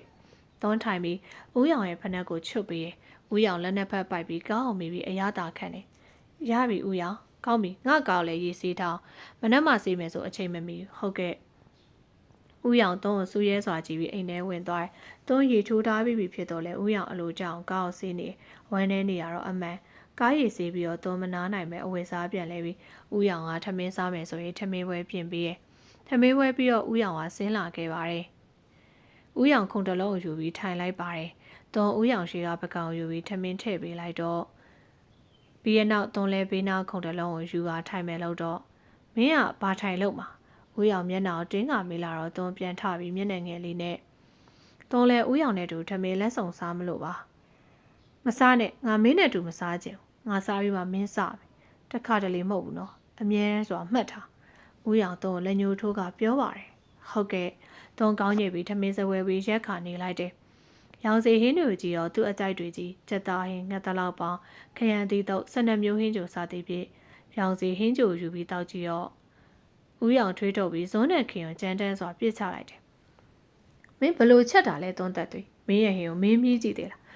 ။ငံလိုက်တာတောက်လို့တော့မရ။မင်းကလေးဖြစ်ပြီးဟင်းကိုကောင်းမချက်တတ်ဘူးစိတ်ပြက်စရာကောင်းလိုက်တာ။ဦးရောင်တော့မုံတီးစွာကြည့်ပြီးထိုင်ကုန်စောက်ကန်ပြီးအပေါ်တက်သွားခဲ့ပါတယ်။တုံးထမင်းစားကြိတ်စိမ်မရှိတော့ရင်မျက်ရည်တွေကိုတုပ်ပြီးပကံတွေကိုတင်လိုက်တယ်။သုံးပကံတွေအကုန်သိမ်းပြီးတော့ချော်ထားတဲ့အဝတ်တွေကိုယူပြီးမီးဘူးတိုက်တယ်။မီးဘူးတိုက်ပြီးတော့ခောက်ထားတဲ့ဦးရောင်ဝတ်တွေကိုယူပြီးတော့သုံးအခန်းထဲဝင်ပြီးဗီဒီယိုထဲထည့်လိုက်တယ်။ဦးရောင်ကတော့ဂရင်ပေါ်မှာဖုန်းကြည့်တယ်။သုံးအဝတ်တွေထည့်ပြီးဂရင်စီပြန်လာတော့ဦးရောင်ကစကားပြောချင်တော့လဲဦးရောင်ကသုံးကိုပြန်ပြောမှာမဟုတ်။သုံးအလွန်ပင်ပန်းနေပါပြီ။အဲဒါကြောင့်သုံးအိတ်ဖို့ဂရင်ပေါ်တက်လိုက်တော့မင်းငါနဲ့တူဂရင်ပေါ်မှာမအိတ်နဲ့ကျမ်းပြင်ပေါ်စိတ်တခြားခံလဲသွားမိတ်နဲ့ငါလိုအပ်တာရှင်မင်းကိုအစင်သိခိုင်းလို့ရအောင်နားလေလားဦးရောင်စီကခြုံတက်တဲ့မြားနဲ့တူတဲ့စကားတွေကရှင်ဝါကိုထိုးဆိုင်လာခဲ့တွန်းကောင်းလေးကိုအသာညိပြီးဂရင်ပေါ်ကဆင်းလိုက်တယ်အဲနောက်ဗီဒီယိုရဲပြန်ဝင်ပြီးဗီဒီယိုအောက်ကဆောင်းပါးနဲ့ထဲကိုထုတ်လိုက်တယ်ပြီးတော့ဂရင်ဘေးပြန်လာပြီးတစ်ထဲကိုကျမ်းပြင်ပေါ်ခင်းတယ်ဂရင်ပေါ်ကခေါင်းကိုယူပြီးအောက်ကိုချလိုက်တော့တွန်းကျမ်းပြင်ပေါ်ထိုင်ပြီးကြံဆောင်းပါးတစ်ထဲကိုကိုတဝက်တီဖုံးလိုက်ပါတယ်မနေ့ပြန်စော်ကြီးထပြီးတော့အကုန်ပြင်ဆင်ပါငါအစောသွားမှာနောက်ကြလို့မဖြစ်ဘူးနော်ဟုတ်ကဲ့တွန်းဦးရအောင်ကောင်းညစ်ပြီးကြောပေးကခေါင်းပေါ်ခေါင်းလေးတင်ပြီးလဲလိုက်တော့လက်မောင်းနှစ်ဖက်ကိုလည်းတင်းနေအောင်စုပ်ကင်ထားပါတယ်တွန်းဦးရအောင်တွန်းဘလောက်ပဲမုန်းနေပါစေတွန်းဦးရအောင်ချစ်နေသူဦးရအောင်ရဲ့အမုန်းတွေရက်စက်မှုတွေကိုလည်းစင်းခံရင်ဦးရအောင်ပေးမှနေသွားမှာပါတွန်းရည်နေစကားတွေကိုပြောပြီးမျက်လုံးစုံမိချတော့မျက်လုံးတောင်ကမျက်ရည်တွေခေါင်းလေးစီကိုအစမပြဲကြွေကြလာပါတော့တယ်တော့မအိတ်ခင်တော့ဦးရောင်မှထားတဲ့စကားကြောင့်အဲ့ဟာအစောကြီးနိုးလို့နေပါတယ်။တုံးတို့တော့ဒီကုလုံးအေးဆက်ပြီးညောင်းညကြိုက်ခဲကြွေပြားခင်းတဲ့အကျန်းပြင်းပေါ်ဆောင်းပါလေးတက်တက်ခင်းပြီးအဲ့ဟာတော့အခုလိုဖြစ်တာမဆန်းပါဘူး။တွန်းထပြီးဆောင်းလေးတွေကိုခောက်သိမ်းတယ်။ဂရင်မော်ကြီးတော့ဦးရောင်ကနေချိုက်စွာအိပ်ပြီးတွန်းဦးရောင်စီသွားပြီးဦးရောင်နှစ်ဖို့အနံလေးပေးကထွက်လာတော့သူကမုန်းနေပေမဲ့ကိုကချစ်နေရတာတွန်းကြည်နေပါတယ်။တွန်းမျက်နှာသေးပြီးဦးရောင်အတွက်နနက်စာပြင်ဆင်တော့တွန်းနနက်စာပြင်ဆင်ပြီးတော့မိုးတော်လဲมาပြီးတွန်းစပွဲပေါ်မှာစားစရာတွေခင်းချင်းပြင်ဆင်လိုက်တယ်။တော့အခုလိုဦးရောင်အတွက်ပြင်ဆင်ရတော့ပြုံးပျော်ခြင်းနဲ့မိတယ်။တော့အကုန်လုံးပြင်ပြီးဦးရောင်တွေးလိုက်ရတယ်။တွန်းပြုံးပြီးတော့ဦးရောင်နနက်စာရပြီ။ငါမစားတော့ဘူး။စားလေကောင်းမှာမဟုတ်ဘူး။အပြင်မှာပဲစားတော့မယ်။ပြီးတော့ငါဒီညအိမ်ပြန်နောက်ကြမယ်။ငါမပြန်မလာခြင်းစောင့်နေပါ ဦးရောင်စကားတွေကညင်သာမှုတကုံးမှမပါပဲစကက်လုံးတိုင်းကအမုန်းတွေပါတယ်ဦးရောင်ရဲ့ပြောတွေကတုံးကိုတိတ်မနာကျင်စေပေမဲ့တုံးအစောကြီးထပြီးပြင်ဆင်ပေးရမနှက်ဆောင်မစားအတွက်တုံးအလွန်ဝမ်းနေရိုက်တုံးမျက်ရည်တွေအတဲနိုင်ဆုံးထိပြီးဦးရောင်ကတော့ကောင်းအောင်မောင်းထွက်ပြီးတုံးဘရိတ်ဘက်ကိုတယောက်တည်းစိတ်မပါလက်မပါနဲ့စားလိုက်တယ်သွန်းစားပြီးတော့လုံးစရာလုံးတွေကိုလုံးနေစဉ်ချန်ရှိရဘဲတန်မိလာပြီးသွန်းသွားကြည့်တော့ဖြူစင်မှာတစ်ဆက်တည်းသွန်းသွားပြီးတကောက်ဖွင့်ပေးပါတယ်ဖြူစင်နေငါစီအလဲလားဟုတ်တယ်ငါတငယ်ချင်းလေးကိုမတွေ့ရကြလို့သွန်းတို့စကားပြောအိမ်ထဲဝင်လာခဲ့ခဏထိုင်အောင်ငါနေအတွက်ကော်ဖီသွားယူပေးမယ်အေးသွန်းကော်ဖီသွားယူတော့ဖြူစင်အိမ်ထဲကိုဝေးကြည့်ရခဏကြာတော့သွန်းကော်ဖီခွက်ကင်ပြီးထွက်လာတယ်ကော်ဖီရပြီးတောက်လိုက်အောင်ဖြူစင်ကော်ဖီလာချတဲ့သွန်းကိုကြည့်ပြီးတော့နေအိမ်တောင်ကြာ3ရက်လောက်ပဲရှိတယ်မျက်နှာလေးကအတော်ချောင်ကျသွားပဲဖြူစီသွန်းကိုရီကစလိုက်တော့သွန်းလဲပြန်လဲပြုံးပြီးနင်းကလည်းတောက်ဆရာရှိရမြင်တော့ကော်ဖီအေးသွားမယ်ပောက်ကရပြောမနေနဲ့အေးပါဖြူစင်ကော်ဖီကိုယူတောက်လိုက်တယ်ကော်ဖီခွက်ကိုပြန်ချပြီသွန်းချန်ကကျဲတယ်လို့အိမ်ကလည်းအကြီးကြီးပဲနော်ဟုတ်တယ်သွန်းနေအိမ်မှာတယောက်ထည်နေရမပြင်းဘူးလားနေဥရောင်နဲ့တူကုမ္ပဏီလိုက်သွားပါလားတော့ပါဦးဟာငါပြင်းလဲမပြင်းပါအိမ်ကအလုပ်တွေနဲ့တင်ပြင်းချိန်မရှိပါဘူးအေးနော်ခြံအားကျဒီကအိမ်ကဒီလောက်ကြီးကအလုပ်သမားတွေမရှိဘူးလားမထားတာပါဒီအိမ်လုပ်တွေငါလုပ်နိုင်ပါတယ်ပြီးတော့ငါဥရောင်နဲ့နှစ်ယောက်တည်းအေးဆေးဆေးနေချင်တယ်လေပြောတာပြောရပေမဲ့သုံးဝမ်းနေနေရအမေကိုနေဥရောင်စင်တော့အလွန်ကန်ကောင်းတာပဲဘာလို့နေ့လိုအရန်ချစ်ပြီးအလိုက်သေးတတ်တဲ့ဇနီးကျော်ပိုင်ဆိုင်ထားလို့လေသူလည်းနေ့ကိုအရန်ချစ်မှာပဲနော်သုံးအသက်မပါသလိုကောင်းတက်ချက်ညှိလိုက်တယ်နင်တို့ကြည့်ပြီးငါတော့အားကြတယ်နင်ကအားကြရဆိုရေးစားရနေပြီလားတကယ်ဘယ်သူနဲ့လဲကိုထွတ်နဲ့ဟမ်တော့အန်ဩသလိုဖြူစင်းတွေစိုးရိမ်မိတယ်ဆရာနဲ့တပည့်အချင်းတူမှာဒါပေမဲ့အဲ့ပြဿနာဖြူစင်းနဲ့မဆိုင်ကိုထွတ်ထက်ဖြူစင်းကိုတကယ်ချစ်မှာပါတော့နင်ကိုဘလို့မြင်လဲဖြူစင်းပြီးတော့မှတုံငေးနေရရက်ပြီးကိုထွတ်ထက်ကနေနဲ့လိုက်ဖက်ပါတယ်နင့်ကိုလည်းချစ်မဲ့ပုံပဲဟုတ်တယ်ကိုကငါ့ကိုအရင်ချစ်တာနေဥရောင်နင့်ကိုချစ်တယ်လို့ပဲဥရောင်ငါ့ကိုချစ်တယ်လို့ကိုထွတ်ထက်နင့်ကိုအဲ့လိုမချစ်ပါစေနဲ့ဖြူစင်းရဲ့တုံဖြူစင်းကိုစိတ်ထဲမှာသာဆူတောင်းပေးလိုက်တယ်ဖြူစင်လက်ထဲအနိုင်ကိုကြည့်ပြီးတော့ဟဲတုံငါဒီနေ့ကျောင်းသွားမှာချိန်အောင်နေပြီနင်းနဲ့စကားကောင်းနေရတယ်မေ့တော့မလို့ဒါဆိုနင်းသွားတော့မလားအေးငါသွားတော့မယ်ဟာခြံရှိထိလိုက်မပူနေတော့အပေါ်ငါသွားပြီတုံးရီဖြူစင်တုံးကိုနှုတ်ဆက်ပြီးတော့ပြေးထွက်သွားခဲ့ပါတယ်တုံးဖြူစင်ပြန်သွားတော့တမချိုင်ဖြူစည်းရှိမှတုံးအလွန်ထိန်ချုပ်နေခဲ့ရရင်ဖွင့်ကျင်တော့လဲအပြစ်ရှိခဲ့အောင်မို့အဲ့ဒီပြစ်တွေကိုတုံးပေးဆက်တော့မလို့ဆုံးဖြတ်ပြီးသူမခံစားနေရတာကိုရှင်မမျိုးသိထိန်ချုပ်ထားတယ်ဦးရောင်ရဲ့အမုန်းတွေတနေ့ပြေးပြောက်သွားမှာပါညချိန်7 နာရီရှိပြီးဦးရောင်ကစောင့်နေပြီဆိုရင်သွန်းဧကန်းထဲမှာဦးရောင်စောင့်နေတယ်တနေ့ကုန်ပင်ပန်းထားအောင်မို့သွန်းအိတ်ချင်နေပြီဒါပေမဲ့ဦးရောင်ပြန်လာရင်စိတ်ဆိုးမှဆိုရင်သွန်းအားတက်ပြီးတော့စောင့်နေခဲ့7 နာရီခွဲလောက်မှာတော့ခြံရှိမှာကောင်းဝန်းတန်ကြားရိုက်သွန်းအမြန်သွားပြီးခြံတကားဖွင့်ပြီးကားခြံထဲရောက်တော့သွန်းတကားပြန်ပိတ်ပြီးဦးရောင်ကားနောက်ကိုအပြေးလိုက်လာခဲ့ပါတယ်ကားရဲ့ဦးတီဟာမတည်ငြိမ်ပဲဖြစ်ပြီးတော့ရတနာအောက်ကားရဲ့ဘီယာနဲ့ဦးရောင်ဆင်းလာခဲ့အရင်လိုမဟုတ်လူအားရင်ထိုးတယ်။တော့ဦးရောင်သွားထိန်ပြီးဦးရောင်ရလားရတယ်။မူးသေးရမဟုတ်။မင်းကတွန်းတက်သေးလား။ဟုတ်ပါတယ်။ငါ့ကိုခန်းထဲတွဲပို့ပြီ။ဟုတ်ကဲ့ဦးရောင်ဖက်နဲ့ချွတ်လိုက်အောင်မယ်။တော့ဦးရောင်ဖက်နဲ့ကိုချွတ်ပေးလိုက်တယ်။အဲဒီနောက်ဦးရောင်အပေါ်ရက်ကိုတွဲခေါ်ပြီးအခန်းထဲခေါ်လာခဲ့တော့အခန်းထဲရောက်တော့ဦးရောင်ကသုံးပခုံးနှစ်ဖက်ကိုစုပ်ကိုင်ပြီးသုံးမျက်လုံးကိုစူးစိုက်ကြည့်။ဒီမှာတွန်းတက်သွေးငါမင်းကိုကြာလီမုန်းလေပဲ။မင်းခန္ဓာကိုယ်လည်းယွန်းတယ်။ဒါပေမဲ့ဒီညာငါဆန္ဒပြအောင်မင်းရဲ့ခန္ဓာကိုယ်အသုံးပြုရမယ်။ဦးရောင်ပြောပြီးသုံးဂရင်မော်ကျန်တဲစွာတွန်းလဲပြီးသုံးလက်နှစ်ဖက်ကိုဖိပြီးသုံးပေါ်အုပ်မိုးပါတယ်။သုံးရုံးကျင်တော့လဲအရာမရှိဦးရောင်သုံးကိုယွန်းနေဆိုလေဘာလို့သုံးခန္ဓာကိုယ်ရယူသေးတာ။ဦးရောင်သွင်းရင်တွေကစကားတွေကိုမကြားနိုင်ပဲသူလိုချင်တာသာအတင်းအဓမ္မတရကျန်ရယူနေသွင်းရဲ့မျက်ရည်တွေကအမောင်အောက်မှာပျောက်တယ်။သုံးမျက်ရည်များစွာနဲ့ဦးရောင်စိတ်တိုင်းကြပါ။မြေအောင်ကြီးနွေ့နွေ့လေးကပရင်းပေါက်ကိုဖြတ်ပြီးအခန်းထဲကြောက်လာစဉ်တော့တွန်းသက်တွေထဆန်းဦးရောင်ရဲ့တန်တဲ့သူတွန်းလက်မောင်နှကျဲလာမှုကြောင့်တွန်းနိုးလာခဲ့ဦးရောင်တွန်းလက်ကိုဖြင်းညစ်စုပ်ကင်ပြီးတွန်းကြမ်းတမ်းစွာဆွဲထူတယ်ဦးရောင်အားနဲ့တွန်းရဲ့လက်ကိုဖြင်းညစ်ထားကြောင်းတွန်းအလွန်နာကျင်၍မျက်ရည်ဝဲလာရပါတော့တယ်မင်းဘလို့လုံးငါကရင်မော်ရောက်နာဟမ်ပြောစမ်းတွန်းသက်တွေဘာလို့ငါနဲ့တူအိတ်တာဘာလဲမင်းအသွေးသားအတော်စလောင်နေရလားအဲ့ဒါဆိုငါ့ကိုလာမပတ်သက်နဲ့မင်းတို့ကြေးစားကောင်လေးခေါ်လာပေးမယ်ဦးရောင်ရဲ့နောက်ဆုံးစကားကြောင့်သွန်ဦးရောင်ကင်ထားတဲ့လက်ကိုခါချပြီးသွန်မျက်ရည်နဲ့ဦးရောင်စူးစိုက်ကြည့်ပြီးဦးရောင်သွန်သိတ်ခါမစော်ကားနဲ့သွန်ဦးရောင်ပြောရလောင်ကာမစိတ်မပြင်းပြ ဦးရောင်မဲညမူးလာပြီဦးရောင်ရှင်လာပါရဲ့ဆိုရင်သူ့ရဲ့ခန္ဓာကိုယ်အတင်ရယူသွားလေတုံးတန်ကတင်းမာတယ်လို့အကွဲနေမင်းပါပဲပြောပြောညငါမူးလာတာပဲမင်းဆန္ဒမပါရင်ထွက်သွားလို့ရပြီမင်းဆန္ဒပါလို့သာတုံးဦးရောင်ချစ်လို့ဦးရောင်ဆန္ဒကိုလိုက်ရောခဲ့တာတုံးအသွေးသားစားလောက်လို့မဟုတ်ဘူးဆိုတာဦးရောင်သိထားတုံးပြောပြီးတော့ငိုရှိုက်ပြီးတော့အခန်းထဲကထွက်သွားတယ်ရောင်စုံထူပူသွားတဲ့ပါတစ်ဖက်ကိုပို့ရင်မကြေနဲ့ကကြံခဲ့ငါပါကိုရိုက်တဲ့အတွက်မင်းတီတဲ့အစပေါင်းများစွာခံစားစေရမယ်တွန်းသက်သွေးရောင်စီမျက်နှာသေးရေချိုးပြီးတော့အောက်ထက်ကိုဆင်းလာခဲ့ပါတယ်ဒီနေ့ကုမ္ပဏီပိတ်ပါတယ်သူမကိုစိတ်တိုင်းကြခိုင်းရမယ်သူမလေးကိုရှာကြည့်တော့ခြံထဲမှာပင်တွေရေလောင်းပြီးသူမစီသွားပြီးမင်းမနှက်စာမပြင်ထားဘူးလားပြင်ထားပါတယ်ဦးရောင်ဇပွဲပေါ်မှာရှိပါတယ်ငါအဲ့ဒါကြီးမစားချင်ငါရှမ်းခောက်ဆွဲစားချင်တယ်အဲ့ဒါလမ်းထိပ်ကဆိုင်ရသွားဝယ်ပြီဒီမှာပတ်စံဦးရောင်3 900နဲ့တရွယ်ပေးသုံးယူပြီးဟုတ်ကဲ့ခေါင်းညိတ်ပြီးထွက်သွားမယ်လို့တော့မြင်းသွားပြီးမြင်းပြန်လာနော်ငါစောင့်ရစိတ်မရှိဟုတ်ကဲ့3ခေါင်းတစ်ချက်ပြန်ညိတ်ပြီးထွက်သွားတယ်ဦးရောင်3ကြည့်ပြီးအံ့ဩတယ်မနက်ကာမှသူနဲ့ရန်ဖြစ်ပြီးသူ့ကိုပါရိုက်သွားခဲ့သူမှအခုတော့အေးဆေးပါပဲမင်းဘယ်လိုမိန်ကလေးမျိုးလဲ3သက်တွေဦးရောင်3ပေါ်ပြောဆိုဆက်ဆံနေရတွေက3အတွက်ဦးရောင်ပုံမုံစေပါတယ်ဒါပေမဲ့3ဦးရောင်မုံမရအောင်ဦးရောင်စချိတ်ကလေးက3နှလုံးသားတစ်ခုလုံးဘေးအပ်ထားပြီးသားပါ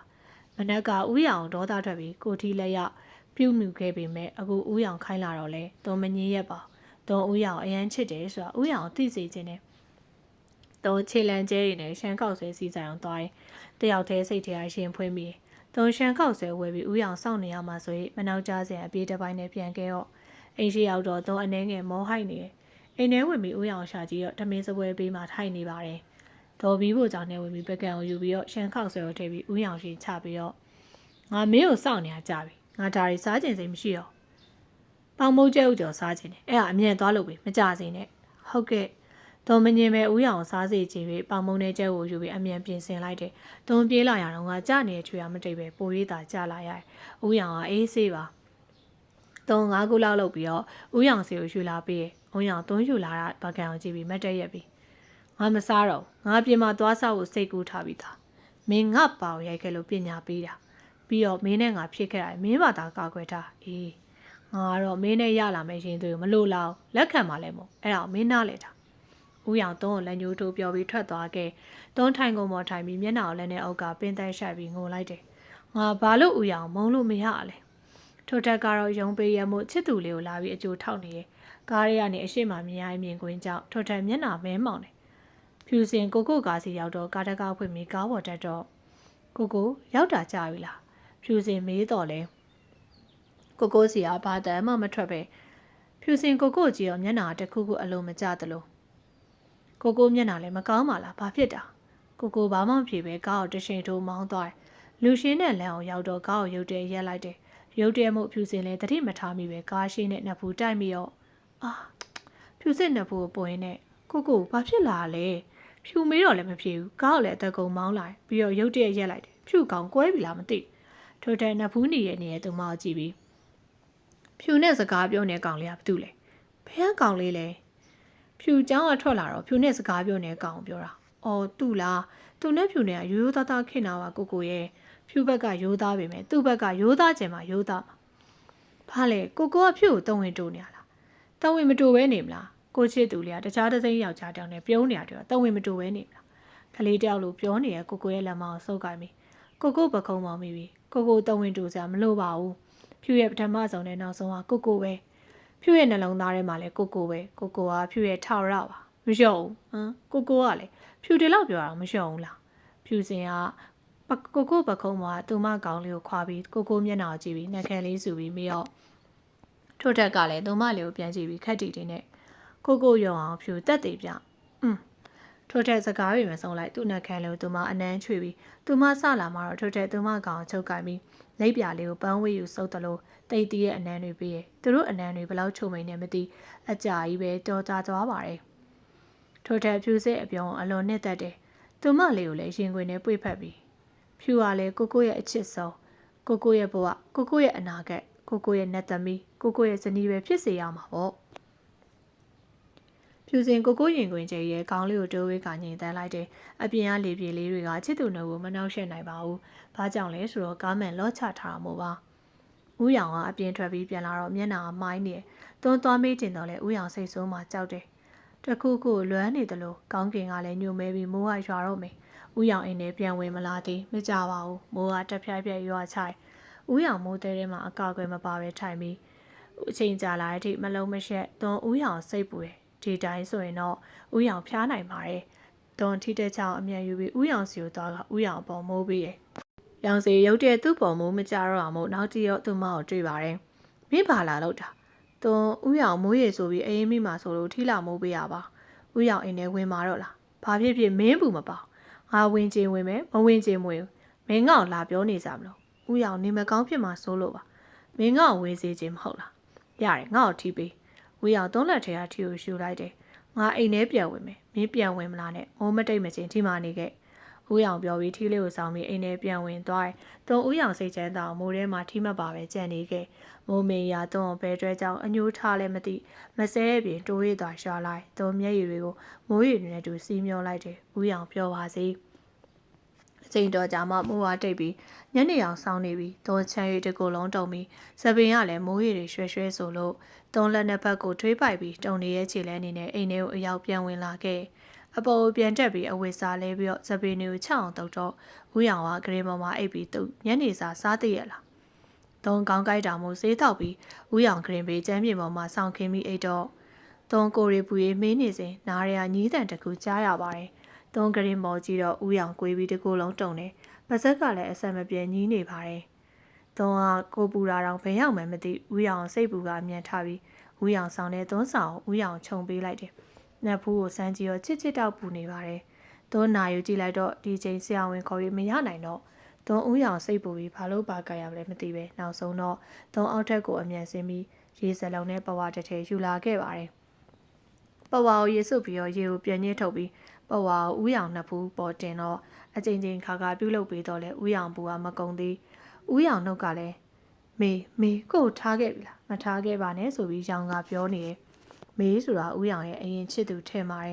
ဦးရောင်တို့အရင်ချစ်တာပဲလားငါလည်းဦးရောင်ချစ်ကိုရကျင်လိုက်တာသုံးအတွေးကိုရက်ပြီးဦးရောင်အစမ်းမပြတ်ရေဘက်တင်ပြီးသုံးလည်းဖျားနေပြီးခေါင်းကတဆက်ဆက်ကိုက်နေပါတယ်ဈေးတောက်ထားတော့အရင်မဟုတ်သုံးကတော့ဘာမှမဟုတ်ဦးရောင်ကသာအဓိကပါ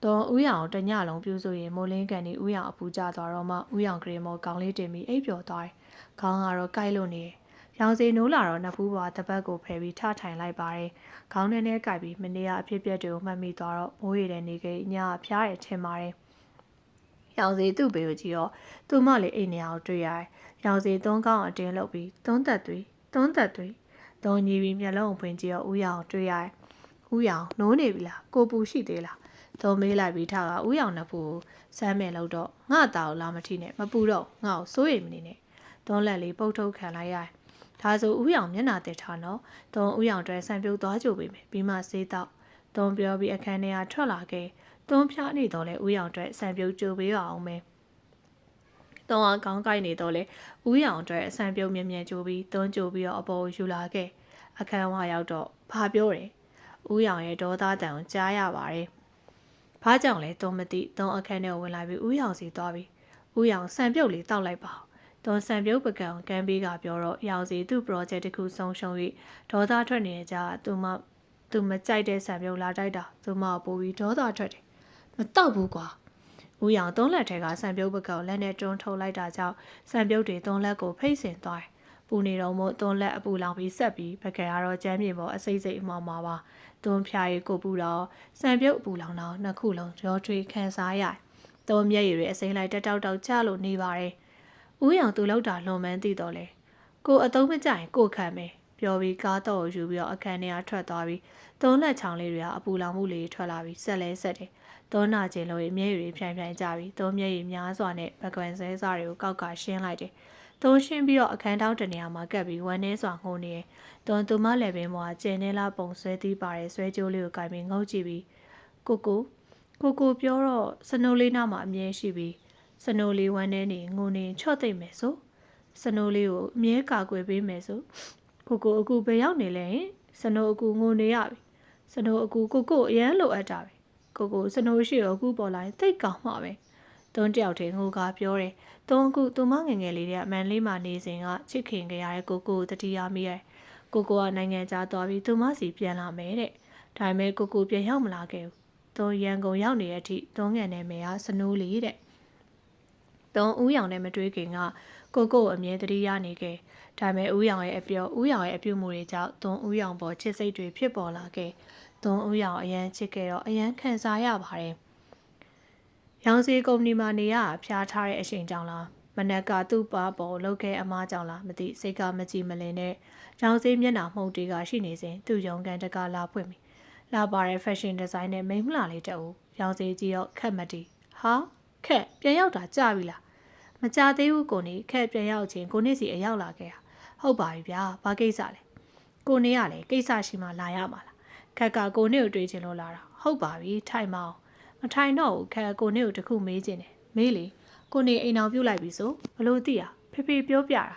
ဟုတ်တယ်ကိုအိမ်အောင်ပြုတ်လိုက်ပြီခက်ကိုနေစနီကိုတွေ့ချင်တယ်ကိုလည်းခက်နဲ့မိတ်ဆက်ပေးမှာပါဒါဆိုခက်အခုခေါ်သွားပေးပါလားကောင်းပြီလေသွားမယ်ရောင်စီနဲ့ခက်မတီတို့ထွက်လာခဲ့ခက်မတီစိတ်ထဲမှာတော့ကိုနေလက်ထက်လိုက်ပေမဲ့ကိုနေကခက်ရဲ့အပိုင်ဖြစ်လာရမှာတော့ကိုကပူလက်ကနာတော့လဲမနာနိုင်မဲ့အလုပ်တွေကိုလုပ်နေခြံရှိမှာဦးရောင်ကားတန်ကြရဲသူ့အမြဲသွားပြီး channel ကဖွင့်ပေးလိုက်တယ်ဦးရောင်ကားတဲ့ကြီးတော့ main ကလေးတအုပ်ကိုတွေ့ရပါတယ်တွန်း channel ကောက်ပိတ်ပြီးတော့အိမ်ထဲပြန်ဝင်ခဲ့ဦးရောင်ကားပေါ်ကဆင်းလာတယ်လို့ main ကလေးတယောက်လည်းဆင်းလာခဲ့တွန်းကအဲ့ဒီ main ကလေးကိုကြည့်လိုက်တော့ဦးရောင်ထက်အသက်ငယ်ပြီးတွန်းထက်အသက်ကြီးမယ်သူမရဲ့အလားကတော့ပူရိတတိုင်းဆွဲဆောင်နိုင်တယ်သူမရဲ့ဝတ်ပုံစားပုံကခင်မိရဲ့တော့အိမ်ထဲဝတ်မယ်လို့တော့ဧည့်သည်အတွက်တခုယူလာပြီးဦးရောင်ခိုင်တော့ဟုတ်ကဲ့တွန်းကောင်းညိတ်ပြီးဝင်နေခက်လာဝင်ရောင်စီခက်မတီကိုအဲကဲနဲ့ခေါ်လိုက်ထိုင်ဟုတ်ကိုနေခက်မတီဆိုပါဘောခြေတစ်ပတ်ချိတ်ထိုင်နေခဏကြာတော့တွန်းအေးခွက်ကိုယူပြီးထွက်လာပြီးထိုမိန်ကလေးရှိကိုချပေးတွန်းပြန်ထွက်လာမှလို့တော့ဦးရောင်ကခဏနေတော့လက်ကပြီးတွန်းပြောတော့ခက်ဟုတ်ကိုနေသူ့နာမည်ကတွန်းသက်သွေးတဲ့ဦးရောင်ကတွန်းကိုညွန်ပြကပြောတယ်တွေ့ရတာဝမ်းသာပါရဲ့ညီမလေးခက်မတီကခနဲ့ပြုံပြီးပြောပြီးလက်ကပြပြီးတော့တွန်းလဲလက်ပြန်ပြီးတော့ပေးကနှုတ်ဆက်လိုက်ပါတယ်တွန်းရဲ့အပူလောင်ထားတဲ့လက်ကလေးဖြင်းချင်းခံ၍ပိုနာကျင်ပြီးမျက်ရည်ဝဲလာရတယ်တွန်းလက်ကိုအတင်းဆွဲထုတ်လိုက်တယ်အရေးပြားအနှဲငယ်ဆုပ်ပြတ်သွားတယ်တွန်းမျက်ရည်မကြောင်ထိန်းထားတယ်ကိုနေသူကမမောက်ကားအက်ဆီဒန့်ဖြစ်စေကောင်းမလေးမို့လားကိုနေသူ့ကိုဘာလို့လက်ထပ်တာကိုသူ့ကိုချစ်လို့လက်ထပ်ထားရလို့ခက်ထင်တာမဟုတ်ဘူးသူကြောင့်မေးသေးခဲ့ရအဲ့အတွက်သူပြန်ပေးဆက်ရအောင်ကိုသူ့ကိုလက်ထပ်ခဲ့ခက်ထင်တော့ထင်ပါတယ်ကိုနေသူ့ကိုလက်ထပ်တာအကြောင်းရှိမယ်ဆိုတာခက်သူ့ကိုသိပြီးဆိုကိုခက်ကိုပြန်ပို့ပေးမယ်မမြင်ချင်တဲ့သူမြင်ရတော့ခက်ပင်ပန်းနေမယ်ကောင်းပြီကိုနေသွားရအောင်ဦးရောင်တို့ထွက်သွားခဲ့တွန်းပူဆက်နေလက်ကလေးကိုငုံကြည့်ရင်ပတ်ရှိုက်ခါတရဆက်ငုံနေတော့ဦးရောင်ရဲ့တွန်းရဲ့အပြင်ကတန်ရာတွေတဲ့တွန်းရဲ့နှလုံးသားလေးကပိုနာကျင်နေရပါပြီရောင်စီခက်မတီကိုလိုက်ပို့ပြီးအိမ်ပြန်ရောက်တော့ည8 နာရီဦးထုံကောင်းတို့ကညစာဆိုင်ခေါ်ထားကြောင်းရောင်စီအိမ်ရောက်တက်မှာတွန်းဝင်ရှာတော့လည်းမတွေ့အပေါ်တက်လာပြီးအခန်းထဲဝင်တော့သူ့မောက်ကရင်မော်တွေ့ရတယ်ရောင်စီတွန်းအနောက်ကိုသွားပြီးဒီမှာတွန်းဆက်တွေထဆန်းဦးရောင်တန်ကြောင်တွန်းနိုးလာခဲ့မင်းနေရမင်းစိတ်ဟုတ်ကဲ့ဦးရောင်တော့ကျမ်းမြေပေါ်ဆောင်လေးခင်ပြီးဆင်းအိတ်တယ်အမှန်တကယ်တော့တွန်းအပြင်းဖြားနေတဲ့ကျမ်းမြေပေါ်အိမ်အစင်ပြေတာကြောင့်ဂရင်မော်မှာတက်အိတ်တယ်အခြားအခန်းတွေလည်းတော့ပိတ်ထားတယ်တွန်းကျမ်းမြေပေါ်မှာအစင်မပြေတော့လဲဦးရောင်စိတ်တိုင်းကြစူးစားအိတ်တယ်ရောင်စီတွန်းကိုတစ်ချက်ကြည့်ပြီးတော့ဂရင်မော်တက်ကဖုန်းတစ်လုံးနဲ့အနားယူနေတယ်ရောင်စီဖုန်းကြည့်ပြီးလို့အိမ်မယ်လို့တော့ကျမ်းမြေပေါ်ကတွန်းရဲ့ညီးတောင်ကြားလိုက်ရ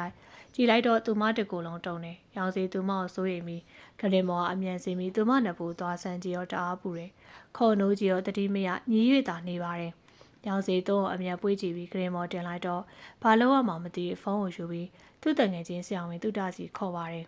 ်သူတရောက်လာတော့တွန်းကိုစမ်းသက်ပြီးဆေးထိုးတယ်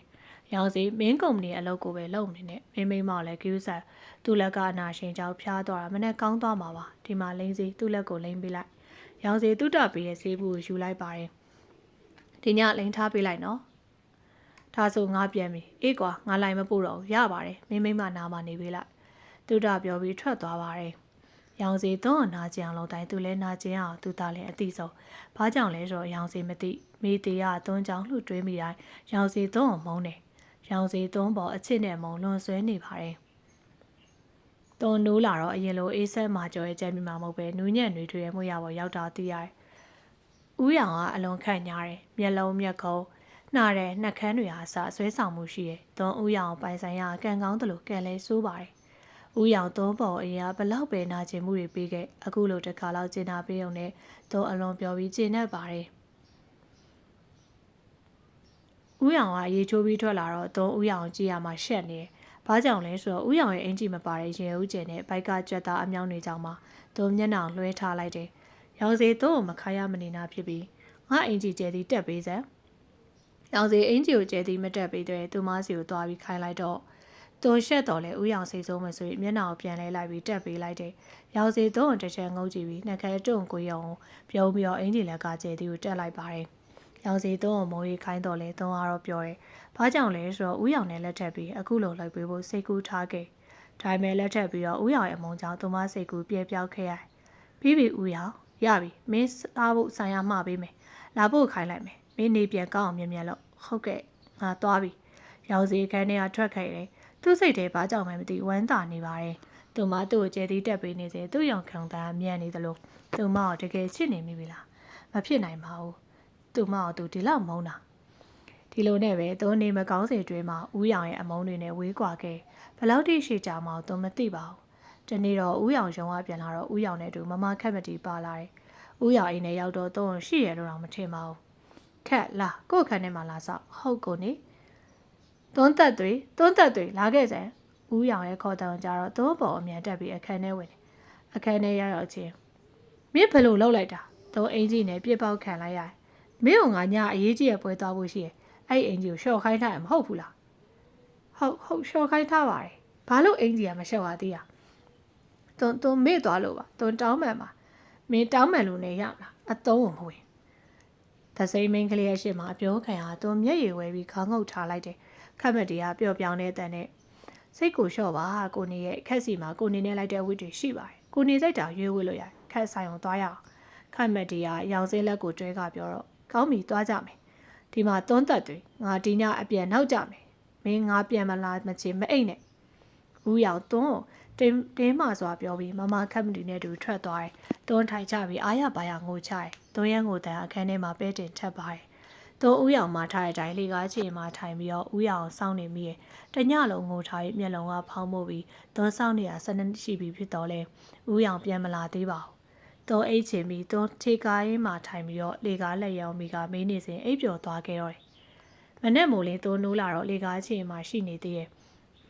ဦးရောင်ညာပြန်မလာခဲ့ဘူးပေါ့ဦးရောင်ညာမမခက်မတီနဲ့ရှိနေခဲ့မှာပေါ့သွန်းတွေရဲ့အသေးတွေကျွေလိုမတဲ့ခန့်စားရပြီထိုစဉ်ချန်ရှိရကောင်းဟွန်းတန်ကြောင့်သွန်းသွားပြီးချန်တကားလာဖွင့်ပြီးတော့သွန်းတကားပြန်ပြီးအိမ်ထဲပြန်ဝင်လာခဲ့ဦးရောင်သွန်းဘာမှမပြောဘဲအပေါ်ရက်ကိုတက်သွားပါတယ်သွန်းခန့်စားများလာတော့မုန်းချက်ပြီးဦးရောင်ရဲ့အခုလိုရက်ကသွန်းကိုပိုခန့်စားစီ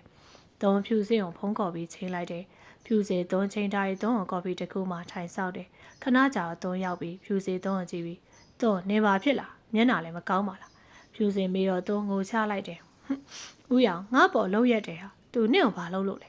သွန်းမျိုးတိတ်မထားပဲအရာအလုံးကိုဖြူစင်ကိုဖွင့်ပြောရဲသွန်းစီရစကားကြားတော့ဖြူစင်ဒေါသထွက်တယ်ဒါဆိုသူနင့်ကိုလက်ထက်တာခလက်စားချေချင်လို့မဟုတ်လား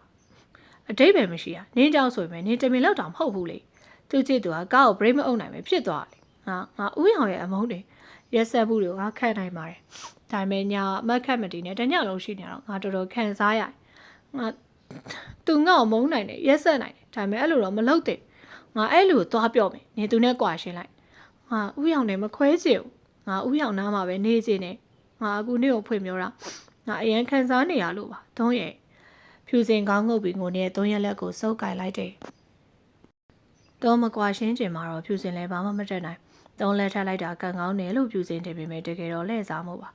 ဦးရောင်သုံးပေါ်အရင်လိုမဆက်ဆန်တော့ပေမဲ့ခက်မတီနဲ့တော့တွဲသွားတွဲလာများတယ်ခက်မတီကတော့အိမ်ကိုခဏလာတက်ပြီးသူ့ကိုလည်းခိုင်းသေးတယ်သုံးကတော့ဦးရောင်နားနေနိုင်မှုအရာရာကိုတီးခံလိုက်တယ်ဒီနေ့သူရင်ထဲမကောင်းသလိုကောင်းထဲမကောင်းတာကြောင့်အင်းလုံးလုပ်ပြီးအစော်ရီအေကန်ထဲမှာအနားယူရထိုစဉ်တော့ခက်မတီရောက်ပြီ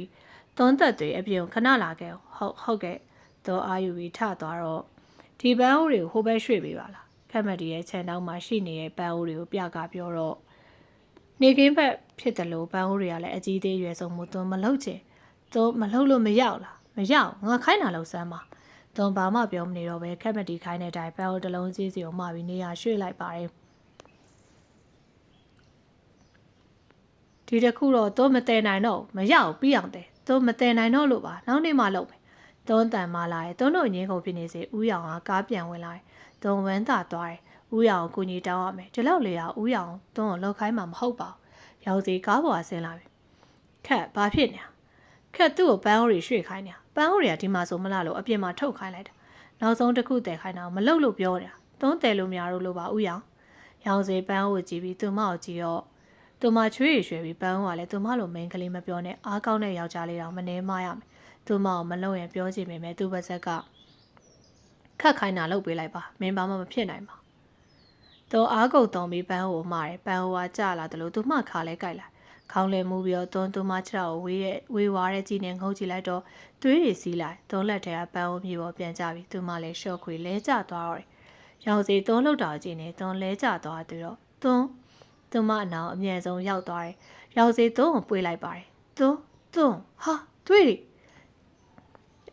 ရောင်စီသွန်းခေါင်းလေးကိုလှုပ်ပြီးတော့ခေါ်နေရင်သွန်းခြေထောက်ကသွေးကိုတွေ့လိုက်ရတယ်ရောင်စီသွန်းကိုအလွန်စိတ်ပူသွားပါတယ်သူမကိုပွေးချပြီးခက်ကို့ကားတကားသွားဖွင့်ပြီခက်မတီလည်းသွေးပြက်ပြီးတော့ရောင်စီကားတကားအမြန်သွားဖွင့်လိုက်တယ်ရောင်စီသွန်းကိုကားပေါ်တင်ပြီးသူလည်းကားမောင်းသူနေရာဝင်ထိုင်ပြီးစေးရုံစီကိုလင့်မြန်စွာမောင်းလာခဲ့ခက်မတီကတော့တယောက်တည်းကြံကပြုံးလိုက်တယ်တေးသွားလဲအေးရပဲဒါမှကိုနေကိုငါပိုင်ရမှာမဲကရဲကရေရွလိုက်တော့ရောင်စီစေးရုံကအခန်းရှိခောက်တော့ခောက်ပြန်ရှောက်ပြီးတော့သူမလေးပေါ်သူ့ရဲ့စိုးရိမ်စိတ်ကအထွတ်ထိပ်ရောက်ပြီးဒီအချိန်မှာရောင်စီရဲ့အတွေ့အကြုံသူမလေးဆုံးရှုံးရအောင်မတွေးရဲသူမမရှိရင်သူမနေတတ်ဘူးဆိုတော့သူကိုယ်သူသိနေပါပြီအခုသူရဲ့ဖြစ်ပြနေမှာတက်တည်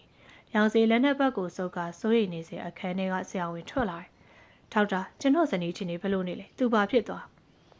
ခမည်းဇနီးကစိုးရိမ်စရာမရှိတော့ပါဘူးသူ့ကိုယ်ဝင်လည်းမထိခိုက်ပါဘူးရောင်စီအံ့ဩသွားရတယ်ဗျာကိုဝင်ဟုတ်လာ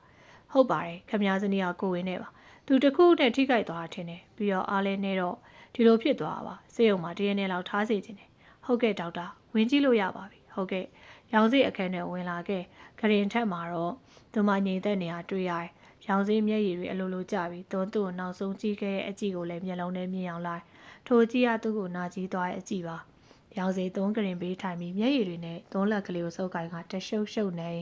ကိုတောင်းပန်ပါတယ်ကွာကိုမင်းကိုချစ်နေအောင်ချစ်မှန်းမသိပဲရက်ဆက်ခဲ့မိကိုအတ္တရဲ့ကြောင့်ကိုရင်သွေးလို့တောင်သိမလို့ဖြစ်စီခဲ့မင်းကိုခွင့်လွတ်နိုင်ပါကိုမင်းကိုပြန်ပေးဆက်ပါမယ်အမြန်ဆုံးပြန်တတိယပေးပါရောင်စီသူ့ပါသူမလက်လေးနဲ့ပို့တဲ့အထေးကိုမရှိရဲ့မျက်ရည်နဲ့ငိုကြွေးရဲ့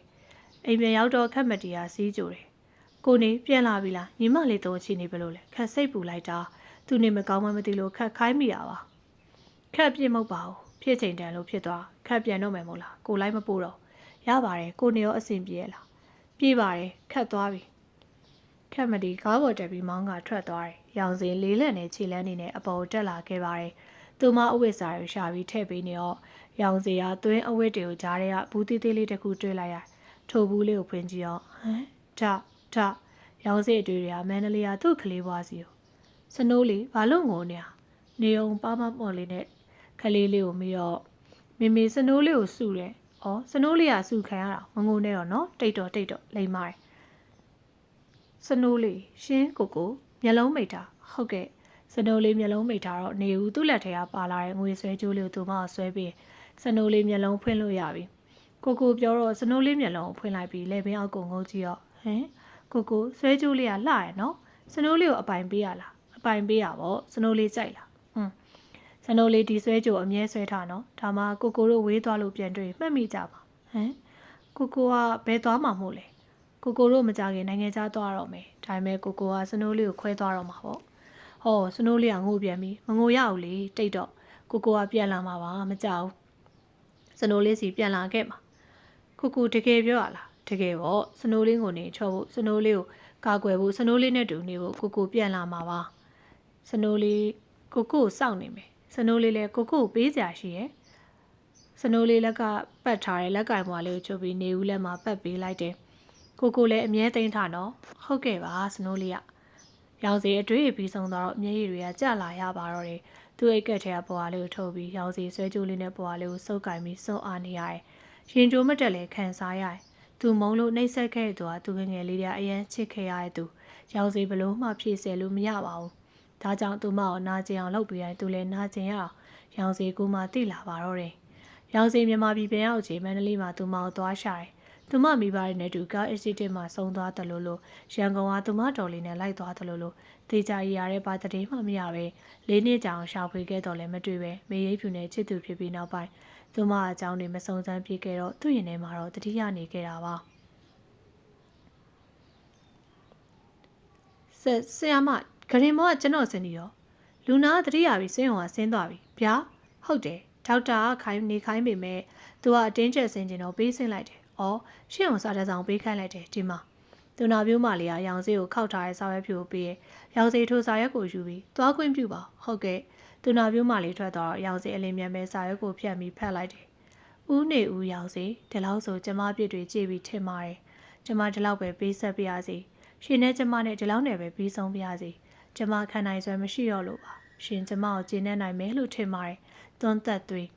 ရောင်စီစာကိုဖတ်ပြီးတော့အယုတ်ကျိုးပြတ်သွားတယ်လို့ကျမ်းမြေပေါ်ထိုင်လိုက်တယ်။မင်းကိုအရန်မုန်းသွားပြီလားကလေးရဲ့။ကိုမင်းကိုချစ်မိပြီဆိုမှတော့မင်းကကိုမုန်းသွားပြီလားကွာ။ကိုအမားတွေပါ။သွန်းထိုင်ဘလို့နေသေးလဲအဆင်ပြေလားတက်တာလား။ပြေးပါရဲ့ခေါင်းတော်နဲ့မူးသေးတယ်။သူစေးုံမှာတတိယတော့ဖြူစေးုံလာခေါ်ခိုင်းတယ်။သူအခုလိုထိဖြစ်လာတော့တိမက်ခံနိုင်တော့ရှင်သွေးလေးကိုလည်းဆုံးရှုံးအောင်မှကြောက်တယ်။ဦးရောင်လည်းစိတ်နာမိရဲ့။နင့်ကိုအားပေးရတော့မဟုတ်ဘူး။သွန်းနင်ဒီလိုရွေးချယ်လိုက်တာမှန်တယ်။အကျဉ်းတရားမရှိတဲ့သူရဲ့ပေးမှာဘာလို့နေမှာလဲနင်ငါ့ကိုတခါပြောပြထားပြီးကြရနင်တွေမခံစားနိုင်ဖြစ်နေကြသူ့လိုလူကအမုန်းနဲ့ပဲထိုက်တယ်နင်ဘာမှအားမငယ်နဲ့ငါအားငယ်တော့မှမဟုတ်ဘူးသူတင်ပေးခဲ့လို့ငါရင်းချက်လုံးနေပြီအေးပေါ့အခုတော့နင်ခံနေသွားနာနေလိုက်အောင်နော်အေးကျေးဇူးပါပဲဟာရပါတယ်သွန်ဖြူစင်အခန်းထဲဝင်သွားတယ်သွန်ဖြစ်ကိုဒေါ်လေးတို့မသိစေခြင်းသည်နောက်မှဒေါ်လေးတို့စီပြန်ပြီသွန်အခုတော့ပင်ပန်းလုံးပြီးအနားယူလိုက်တယ်ရောက်စီသွန်ရဲ့တော်လေးအိမ်မှာသွားရှာခဲ့တော့လည်းမတွေ့ပါဘူးအဲဒါကြောင့်ဖြူစင်အောင်ဦးတီလာခဲ့ဖြူစင်အိမ်ရှိကကားတန်နေကြောင်ထွက်ကြည့်ရောဦးနေဦးရောင်စင်ဖြစ်နေဖြူစင်အိမ်မွားနေအမြန်ဆင်းပြီးရှင်ဒီကိုဘာလာလောက်တာလဲဦးနေဦးရောင်စင်ဖြူစင်တထေးတွေဘာတွေမသိတော့ပါသွန်ဒီမှာရှိရမဟုတ်လားကျွန်တော်သွန်နဲ့တွေ့ကြလို့ပါသွန်ဘာတွေထက်ရက်ဆက်အောင်လို့လဲဒီလောက်ထိရက်ဆက်ပြီးတော်ရော့ပေါ့ရှင်မကျေနပ်နိုင်သေးဘူးလားမဟုတ်ပါဘူးကျွန်တော်အခုလာတာသူ့ကိုတောင်းပန်ပြီးပြောကြရှိလို့လာခဲ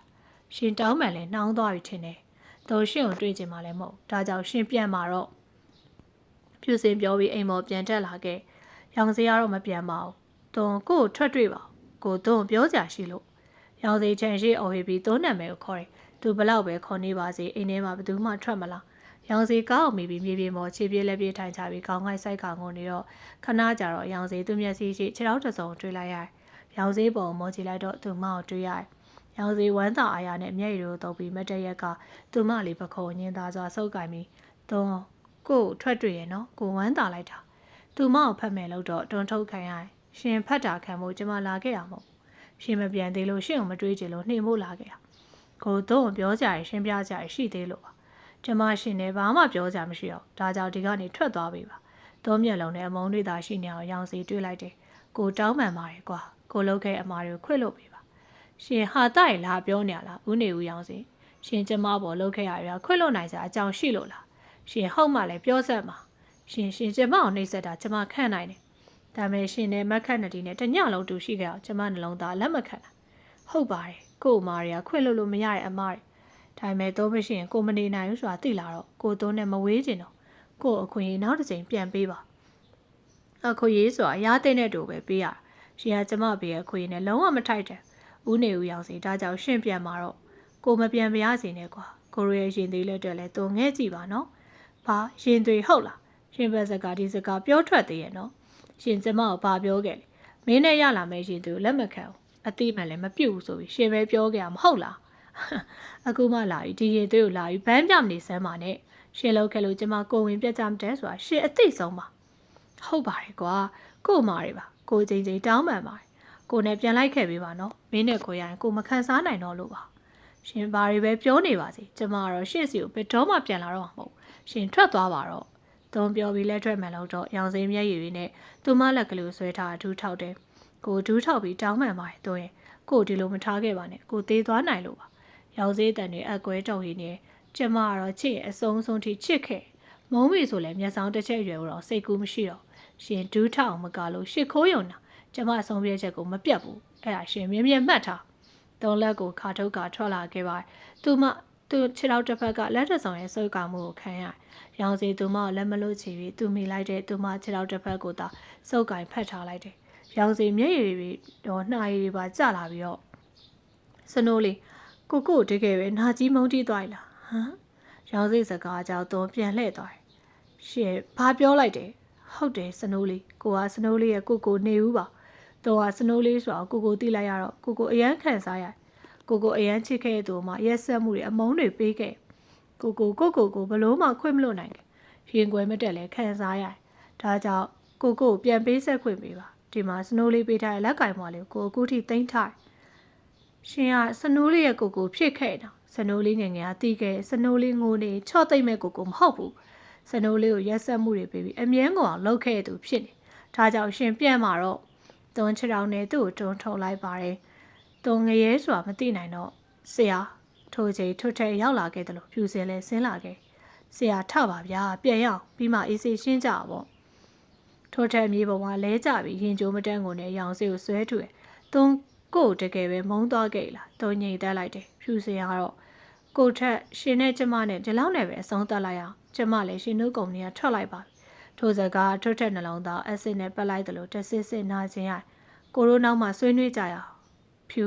ဆရာပြန်ရအောင်နော်ထို့ထက်လည်းရင်ခွဲစိတ်မကောင်းစွာနဲ့ရောင်စီကိုကားပေါ်အတင်းတင်ပြီးမောင်းထွက်လာခဲ့ပါတော့တယ်။တွန်းတဲ့ဖြူစင်တို့လည်းအိမ်ထဲကိုဝင်လာပြီးတွန်းမျက်နှာတော့အနှဲငယ်ပြက်နေရဲ့ဖြူစင်လည်းထုံနေတူဖြူစင်နေရဘာလို့ကိုထို့ထက်ကိုလမ်းခွဲမယ်ပြောခဲ့ရဒီကိစ္စတွေမှာသူလည်းအလိုတူလိုပါဖြစ်မှာပဲသူတို့လိုနဲ့မပတ်သက်တာအကောင်းဆုံးပါပဲဟာငါတို့လည်းဘာမှစိတ်မကောင်းမဖြစ်နဲ့နင့်ကိုနေပဲနေစိတ်ပူပါနင့်မှလည်းကိုဝင်နေမဟုတ်လားငါဘလို့ပဲအခက်ခဲတွေ့ပါစေငါစူးစမ်းကြော်ပြတ်မယ်ငါရင်သွေးလို့လည်းအခက်ခဲမရှိငါမွေးမယ်ငါလည်းနေနဲ့တူအမြဲရှိနေပေးမယ်ငါတို့တငယ်ချင်းတွေအတူတူရင်ဆိုင်ရပါပေါ့ကျေးဇူးပါဟာနေရှိနေလို့လည်းငါအားရှိရပါပေါ့ရပါတယ်နေနဲ့ငါနဲ့ညီမလို့တငယ်ချင်းတွေပဲဖြူစင်းတဲ့တုံတုံတယောက်လက်ကိုတယောက်စုပ်ကင်ပြီးအပြန်လန်အားပေးနေထို့ထက်ရောင်စီရဲ့ခိုင်းစေမှုကြောင့်ဘာတစ်ခုကိုမောင်းခဲ့ရဘာရောက်တော့ရောင်စီကကွဲနေတဲ့အသေးတို့အရင်နဲ့ဖြစ်နေမိသူမလူတကယ်ပဲဆုံးရှုံးလိုက်ရတော့မှာလားရောင်စီလူမဲသူမဲမသိအောင်တောက်လိုက်မိရောင်စီမောက်တော့ထို့ထက်သူ့ကိုတွဲပြီးအိမ်ခေါ်လာခဲ့ပါတယ်သူ့ဘက်ဆက်ကလည်းသုံးဝန်သာတနေတော့ညီအောင်ကြီးသူ့မျက်နှာပေါ်ကြောက်လာတော့ရောင်စီကောင်ဖိကင်နိုးလာခဲ့သူညတော်တော်များခဲ့ထင်ပါတယ်တက်ဆက်တဲ့သူမှသူ့ကိုပြန်ချစ်လာဘလို့လို့အောင်အတွေ့တွေရောက်လာဆရာတက်မြကြီးတောက်လိုက်ပါထို့ထက်အသင်းပြင်ထားတဲ့တက်မြကြီးကိုသူ့ကိုပေးတယ်ရောင်စီတောက်ပြီးစူပါပေါ်ထိုင်လိုက်တယ်ထို့ထက်လည်းလိုက်ထိုင်လိုက်ပါတယ်ဆရာဘာဆက်လို့ငါလည်းဘာဆက်လို့အောင်လဲမသိတော့ပါဘူးကွာငါမာရီယာခွင့်လွတ်နိုင်စရာမှမရှိတာကျွန်တော်ဆရာကိုအားမလျော့စေချင်ဘူးတွန်းလဲဆရာကိုချစ်နေတော့လို့ထင်တယ်သူ့မာနာဖြစ်ပေါ်လာလို့သာဆရာကိုစိန်ကားနေရပါမင်းပြောသလိုဖြစ်တော့ကောင်းတာပေါ့ကွာဆရာတပည့်နဲ့ဘာတွေပြောနေတာခက်မတီးကပြေးပြောရင်းဝင်လာတော့ခက်လာလေဘာကိစ္စလဲကိုနေတရင်ကြတာစိတ်မကောင်းလို့လာကြတာကိုနေတို့တကယ်ပဲလမ်းခွဲလိုက်တာလားဆရာတို့ကလမ်းခွဲတာမဟုတ်ပါဘူးတယောက်နဲ့တယောက်နားလည်မှုလွဲကြအောင်ပါ။တုံးကဆရာကိုစိန်ကားနေမယ်ဆရာတော့မခွဲနိုင်ဘူး။ဒါကြောင့်သုံးသက်သွေးဆရာခွင့်လွှတ်မှုရအောင်ပြန်ကြိုးစားတော့မှာ။ထို့တဲ့ခက်မတီကိုကြည့်ပြီးပြောတော့ကိုနေရလေကို့ကိုမချစ်လို့ပြစ်သွားရလို့ဘာလို့လိုက်ပြီးတွဲကတ်နေမှာလွတ်ထားလိုက်စမ်းပါ။ထို့တဲ့ကတော့မျက်နှာကျုပ်ပြီးနေလိုက်ပါတယ်။ရောင်စရာတော့ကောင်းအခါရင်မဟုတ်ဘူးခက်သူကို့ကိုမချစ်လို့ပြစ်သွားမှာမဟုတ်ဘူး။ကိုပေးရနာကျင်မှုတွေမခံနိုင်တော့လို့ထွက်သွားတယ်။အားလုံးကကို့ပြစ်တွေပါ။ကိုအတာတွေကသူ့ကိုချစ်နေတဲ့စိတ်ကိုဖုံးကွယ်ထားခဲ့သူ့ကိုချစ်နေမှမသိဖြစ်ခဲ့ရပြီးတော့ကိုကငငယ်လေးကလေးကကိုယ့်ရင်နဲ့အသေးထဲမှာနေရာယူထားခဲ့သူကိုသူ့အခုဘယ်နည်းနဲ့မှအဆုံးရှုံးမခံနိုင်ရောင်စီပြောရင်မျက်ရည်တွေဝဲလာခက်မတီရဲ့မကောင်းတဲ့တွေကိုရောင်စီနဲ့ထွက်တဲ့တော့မသိနိုင်ပါဘူးတော်လေးတို့အိမ်ကိုပြန်လာခဲ့တော်လေးတို့အကြောင်းဆောင်ရှင်းပြတော့သူမကိုတနာရှာလူငယ်တွေရဲ့ပြဿနာဆိုတော့တော်လေးတို့ဘာမှမပြောခဲ့ပါသူမကတော့အားပေးရှာပါတယ်တော်ဖြူစင်တဲ့သူအလုံးသေးတစ်ခုရှာပြီးတော့ကုမ္ပဏီတစ်ခုမှာပါဖြူစင်တွေလည်းအဆင်ပြေရဲ့ဖြူစင်ကျောင်းကအပြန်တဲတော့ဖြူခေါ်တန်တဲ့သူထိုးထက်ကိုတွေ့ရတယ်ဖြူစင်မျက်နှာကိုတင်းပြီးရှင်ဘာလာလောက်တာကိုနဲ့ခဏလောက်လိုက်ခဲ့ပါဖြူနဲ့ကိုပြောစရာရှိတယ်ဘာပြောချင်တာဒီမှာမပြောတနေရာမှာအေးဆေးသွားပြောမယ်ကောင်းပြီလေသွားကြပါပေါ့ဖြူဘာလို့ကိုနဲ့လမ်းခွဲချင်ဟာရှင်တို့လိုလူတွေနဲ့မပတ်သက်ချင်တော့လို့အမှန်တိုင်းပြောရင်ရှစ်ဆရာကြောင့်ရှစ်အောင်မောင်းလိုက်တာမဆိုင်လိုက်တာကွာ ဆိုင်နာပေါ့ရှင်းစရာကျမတငယ်ချင်းပေါ့ကလတ်စားချေမှာရှင်သိနေခဲ့မှာပဲဒါကိုရှင်ကမသိကြအောင်ဆောင်ခဲ့ရရှင်လည်းအလိုကျအလိုပါပဲကိုကျိန်ဆိုကျိန်ရဲပါရဲ့ကွာဆရာအခုလိုလုပ်လိုက်မယ်ဆိုတာကိုမသိခဲ့ပါဘူးသူတော့မျက်နှိုးလိုချိကက်ခဲ့ရလို့ထင်ခဲ့ရှင်ပြောရှင့်စကားပေါ့ဘာပဲဖြစ်ဖြစ်ရှင်တို့လူလူနဲ့မပတ်သက်တာအကောင်းဆုံးပဲဒါဆိုဖြူရဲ့ကိုချစ်တယ်ဆိုတဲ့စကားရောဟုတ်တယ်အရင်ကချစ်ခဲ့ရမှန်တယ်အခုတော့ပြောင်းလဲသွားပြီကျမကိုမေးလိုက်ပါကျမသွားပြီဖြူစင်ပြောပြီးကားပေါ်ဆင်းလိုက်ကထွက်လာခဲ့ထို့တက်ကတော့အသေးကျွေလူမတက်ခံစားရပြီသူမချစ်ခဲ့ပြီဆိုတဲ့အမေးပြေပုံမဟုတ်ရောင်စေးကြောက်သူပါရောပြီးခံစားရတယ်ထို့တက်ယောက်ျားတက်မဲ့မျက်ရည်တွေကကြာခဲ့ရတယ်ရောင်စေးလို့ဖို့ကိုင်မဲ့တယောက်ကပြောပြရဲသုံးကုမ္ပဏီတစ်ခုမှအလုံးဝင်လောက်တာသိရတယ်ကုမ္ပဏီကလည်းထို့သူရဲ့ကုမ္ပဏီသူတော့အမေးခံရတယ်သူမိမဘာလို့အလုပ်လာလုပ်တာလဲဟဲ့ရှင်ဘာလာလုပ်ပြန်တာလဲကျမရှင်ကိုအပြက်ပြောထားပြီးသားနော်ရှင်လူစကားနားမလဲဘူးလား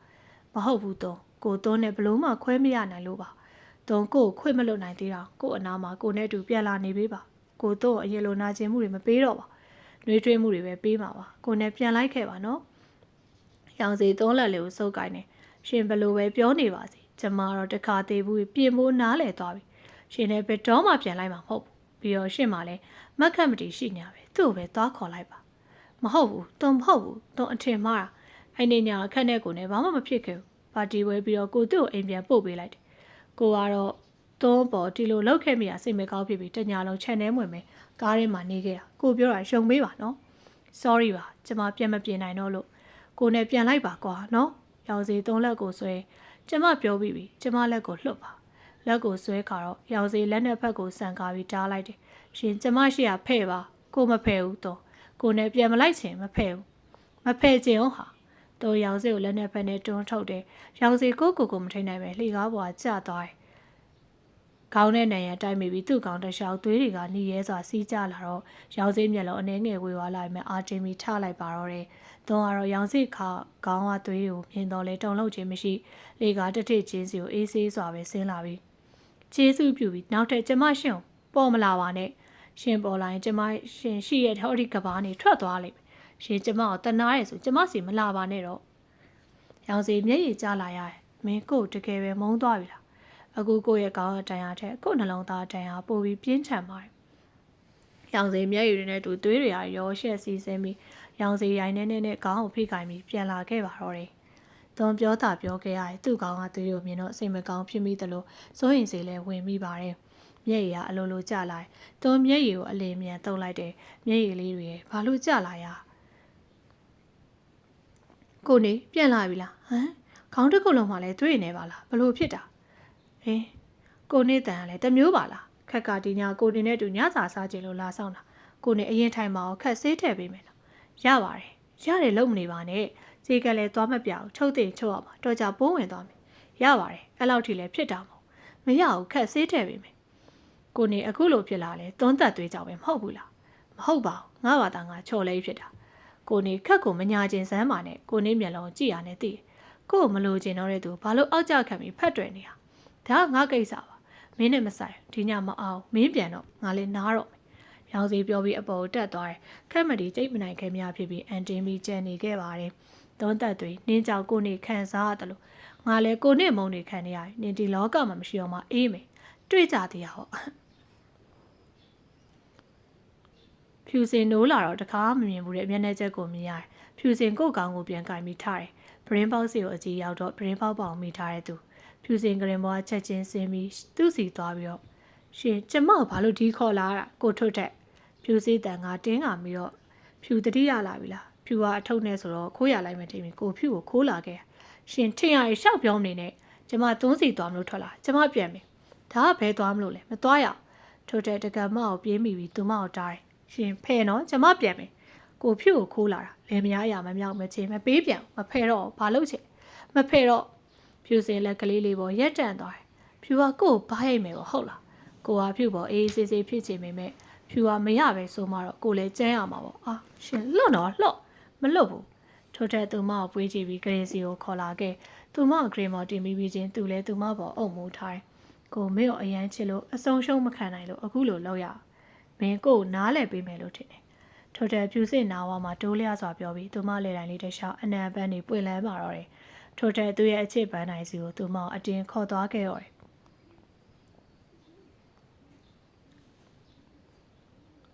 ်ဦးရောင်ဘာဖြစ်လို့လဲမမခက်မတီကိုနေကောင်ကတရားမပြောက်ပဲပိုးဝင်သွားတယ်တဲ့အခုအခြေအနေကစိုးရင်ရတယ်တဲ့ဟုတ်တယ်အဲ့ဒါ तू ကညီမလေးကိုနောက်ဆုံးချိန်တွေ့ချင်တယ်တဲ့ညီမလေးသူ့ကိုလာတွေ့ပေးနိုင်မလားသွန်ဖုန်းကိုဆက်ကင်ထားဖို့အာမရှိတော့သွန်ကြောင့်ဦးရောင်ခုလိုဖြစ်ဦးရောင်တစ်ခုခုဖြစ်လို့မရဦးရောင်ဘာမှမဖြစ်အောင်သွန်ဦးရောင်သွားတွေ့မယ်သွန်မျက်ရည်တွေစီးကြလာနောင်တလည်းရသွန်အခုလာခဲ့ပါမယ်ဒါဆိုညီမကိုခေါ်လာဖို့ကားလို့ထားတယ်အဲ့ကားနဲ့လိုက်လာလိုက်မြန်အောင်လို့နော်ဟုတ်ကဲ့ဖြူစင်မခက်မတီငါ့ကိုဖုန်းဆက်ပြီးဦးရောင်ငါသွာ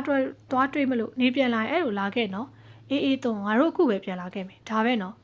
်သွန်ကဗါတဲ့လေဖြူကိုနေဦးရောင်စီကခေါင်းတန်းရကြောင့်အခုအခြေအနေစိုးရင်ရတယ်တဲ့အဲ့ဒါသွန်ကသွားနေပြီဖြူတို့လည်းလိုက်သွားရအောင်ကိုကောင်းပြီဖြူကိုလည်းဆရာကိုစိတ်ပူတယ်ဖြူပြင်ဆင်ပြီးပြီလားပြီးပြီဒါဆိုသွားရအောင်ထိုးထက်နဲ့ဖြူစင်တို့အလော်တကြီးထွက်လာခဲ့သွန်လည်းဖြူစင်ကိုပြောပြီးအိမ်ရှိကိုဆင်းလာခြံရှိရောက်တော့မှန်လုံးကားမဲတစီကိုတွေ့သူမောင်လာခေါ်ရပြောတော့သွန်လည်းစိုးရင်စိန်လုံးကြောင်မအလင်းမြန်တက်လိုက်တယ်ကားပေါ်ရောက်တော့ရှင်တို့ဘာလာလောက်တာသွန်မျက်နှာပေါ်ဝါနဲ့အုပ်ခံရပြီးရုံးတော်လေခဏကြာတော့ပျောက်ခွေသွားရတယ်။ရောင်စီသူမလေးစကားတိုင်းသူမလေးကိုသွားမတွေ့ပဲနေခဲ့ပါတယ်။ဒီနေ့တော့သူမလေးကိုတွေးကျင်စိတ်ကတဖွာဖွာဖြစ်လာတယ်။မနေနိုင်တော့ရဲ့ကားတော်ဆွဲပြီးကားစီပြေးသွားတယ်။ကားရက်သွားတော့ထွတ်ထက်တဲ့ဖြူစင်တို့ကားပေါ်ကကြပြဆင်းလာတယ်။ဟင်ကိုနေဦးရောင်စီဆရာဖြူစင်နဲ့ထွတ်ထက်တို့အပြိုင်တူထွက်လာတယ်။မင်းတို့နဲ့အလောတီနဲ့ဘာတွေဖြစ်လာ။ဆရာဘာမှမဖြစ်ဘူးနော်။ထွတ်ထက်ပြီးတော့ငါဘာဖြစ်ရဖြူစင်ကသွန်းပြောတာကိုရောင်စိတ်ခေါင်းတန်အားကြောင့်အခြေအနေကစိုးရင်ရတယ်တဲ့နောက်ဆုံးချိန်ဖြစ်နေရတဲ့သူ့ကိုရောင်စိတ်စီကိုလာပြီးတဲ့ကိုဘာမှဖြစ်ပါကိုရောင်ကူသူ့စီသွားမလို့ဟမ်ဒါဆိုသွန်းအလိန်ခံရပြီဒုက္ခရောက်ပြီလားမသိဘူးဘာမင်းပြောမှငါသွန်းစိတ်ပူလာသူ့ငါအဲ့လိုဖြစ်တယ်လို့ဘသူပြောမခက်မတီဖုံးဆက်ပြောရတဲ့ခက်မတီမိမ့်မရုပ်ရောင်စီကဒေါသထွက်ပြီးတော့တောက်ခောက်လိုက်တယ်သူမလေးသူပို့ပြီးစိုးရင်နေထို့ထက်မင်းငါနဲ့လိုက်ခဲ့ငါတို့သွန်းသွားရှာမယ်ဖြူစင်ကရဲစက်ကောင်အကြောင်းချထားပြီးကိုတို့နေရာတိရနဲ့ message ပို့ပေးလိုက်မယ်ဟုတ်ကဲ့ဂူးဆိုင်သွားကြအောင်ရောင်စီတို့ကားပေါ်မြတ်တက်ပြီးထွက်သွားကြတယ်ဖြူစင်ကတော့ဖုန်းတစ်လုံးနဲ့အလုံးရှုံနေပါတယ်မမလေးလူတွေလာတဲ့ထင်တယ်ဒီချိန်ဘသူတွေလာမသိဘူးဘသူတွေလာအကုန်ရှင်းပြလိုက်ဒီကောင်မအောင်ရင်ရှင်ဟုတ်ကဲ့ကဲကြပါအောင်ရှင်တော့အားကုန်3ကြီးအော်ဂျီအောင်ဟာခက်မရီ3ပေါင်2ချက်ရိုက်ပြီးအနောက်ကနိုင်ရနောက်ွယ်သွားပုံးတယ်ရောင်စီတို့ဦးထုံးကောင်းပိုင်နဲ့ကိုရောင်ဟောင်းလိုက်ရှာကြည့်ဟာတို့ရဲ့အကူကြီးတောင်းတန်ကြတော့အဲ့ဒီတန်လာရအောင်2ယောက်သားပြေးရောက်သွားတယ်။သူမောင်တွေ့ပါပြီ။ထိုင်ကုန်တစ်ခုပေါ်ကျိုးတုတ်ခံထားရတယ်။သွန်ဦးရောင်သွန်အားကိုတကြီးနဲ့ဦးရောင်ခေါ်တော့ဟဲ့ရောင်နေချကွာထိုလူလေးယောက်သူတို့စီလာတော့ရောင်စီကဒီနေ့မင်းတို့သေမင်းကငါဆိုတာမင်းတို့သိရမယ်လာစမ်းရောင်စီရဲ့ဒေါသလက်သီးနဲ့ထို့ထက်ပြင်းထန်တဲ့ကန်ချက်တွေကြောင့်လူစိုးလေးယောက်လုံးခေါင်းမထောင်နိုင်တော့အောင်အလုံးပြော့ခွေသွားတော့သွန်အစင်ပြေးရလားကိုရောက်ပြီနော်လက်ကကျိုးတွေပြုတ်သွားတော့ဦးရောင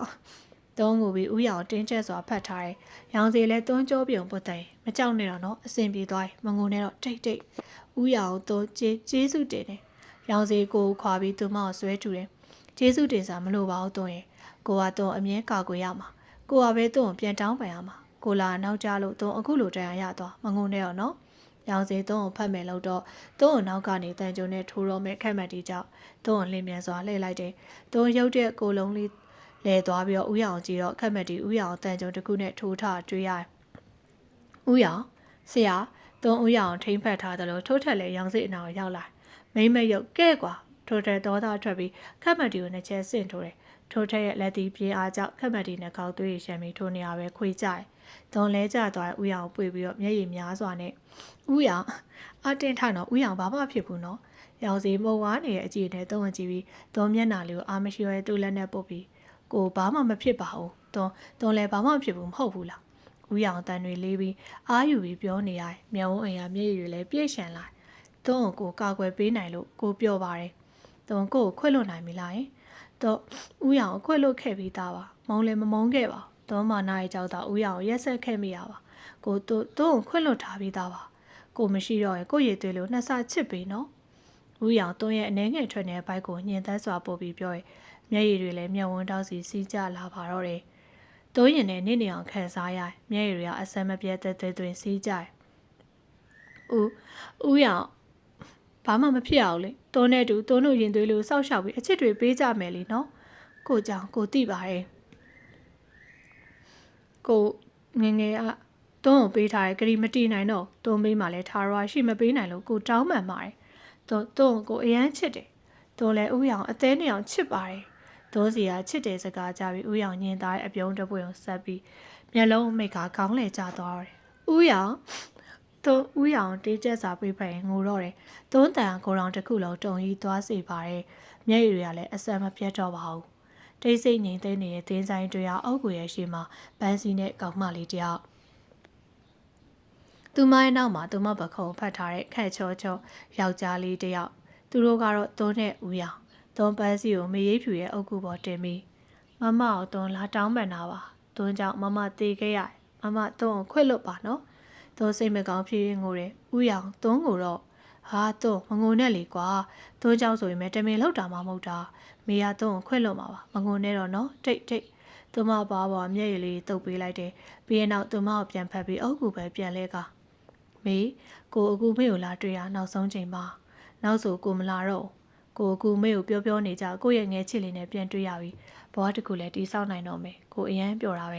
မေလည်းဘွားတင်မှာပျော်ရွှင်မယ်လို့ကိုထင်တယ်ပျော်ရွှင်ပါစေလို့လည်းဆုတောင်းပေးနေမယ်နော်ကိုတို့ပြန်ပြီးရောင်စီမေးဖြူနဲ့ကျွဲလာတဲ့တန်ရောစင်တွေကြောင့်စိတ်မကောင်းဖြစ်မိရဲ့ဘေးနာချစ်စင်လေးကစိတ်ဆိုးမအောင်ဆိုရင်အတော်အသင်ပြောပြီးအုတ်ကူလေးကိုကြောခိုင်းထွက်လာခဲ့ဒီနေ့ဖြူစင်တို့မင်္ဂလာဆောင်ရှိတွန်းပြင်ဆင်ပြီးဥရောင်စောင့်နေလိုက်တယ်ထိုစဉ်သူမအတွေ့ရသူမအဖမ်းခံရတဲ့နေ့စီကိုဥရောင်တင်းချက်စာပေးဖိုက်အော်ငိုတော့တယ်တွန်းပင်းသက်ဆိုင်ငိုနေစဉ်ကိုမသိဘူးဟဲ့အောက်မလီတွန်းလက်ပြီးဥရောင်ပြစ်ချအ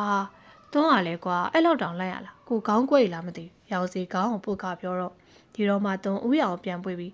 ဥရောင်မသိဘူးနော်မတည်ပါဘူးကွာခက်မတီကကြောက်လန့်ပြီးထိုးလိုက်တော့အရှက်ထိသွားအောင်ပါပြီးတော့ကိုမတည်ခြင်းသေးဘူးကိုရဲ့ချစ်စဲလေးနဲ့ဆန်ဖြူသွားကြွေးထိနေသွားအောင်ပါ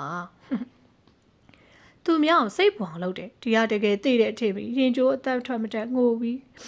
းဥရောင်မတရားဘူးတော့တွန်းရောင်စိတ်ကိုပြန်တွန်းလိုက်တော့ရှက်ထိရဲ့တရားအနာလာရဲ့အော်မိရဲ့ဒီတော့မှတွန်းလဲဥရောင်စိတ်ပူပြီးဥရောင်နာသွားလိုက်ရင်နာတာပေါ့ဒါပေမဲ့အသေးဖွဲပါအသေးပဲဆိုရင်စေကန်းသွားပြမယ်စေးုံတက်တင်လဲတက်မယ်နော်ချစ်စနီးသဘောပါဗျာကိုထိုတဲ့သုံးကိုကူပြီးထူပေးပါဦးသုံးတို့ဥရောင်ထူလိုက်တယ်အဲ့ဒီအချိန်မှာပဲဖြူစင်တဲ့တူရဲတွေရောက်လာတဲ့အပြည့်ရှိသူတွေတော့ဖမ်းခေါ်သွားကြပြီးသုံးတို့လည်းကိုစီအတွဲနဲ့စေးရုံစီကိုသုံးအတွေ့ရပြီးပြုံးနေစဉ်ဥရောင်ရေချိုးကန်နဲ့ထွက်ပြီးသုံးစီရှောက်လိုက်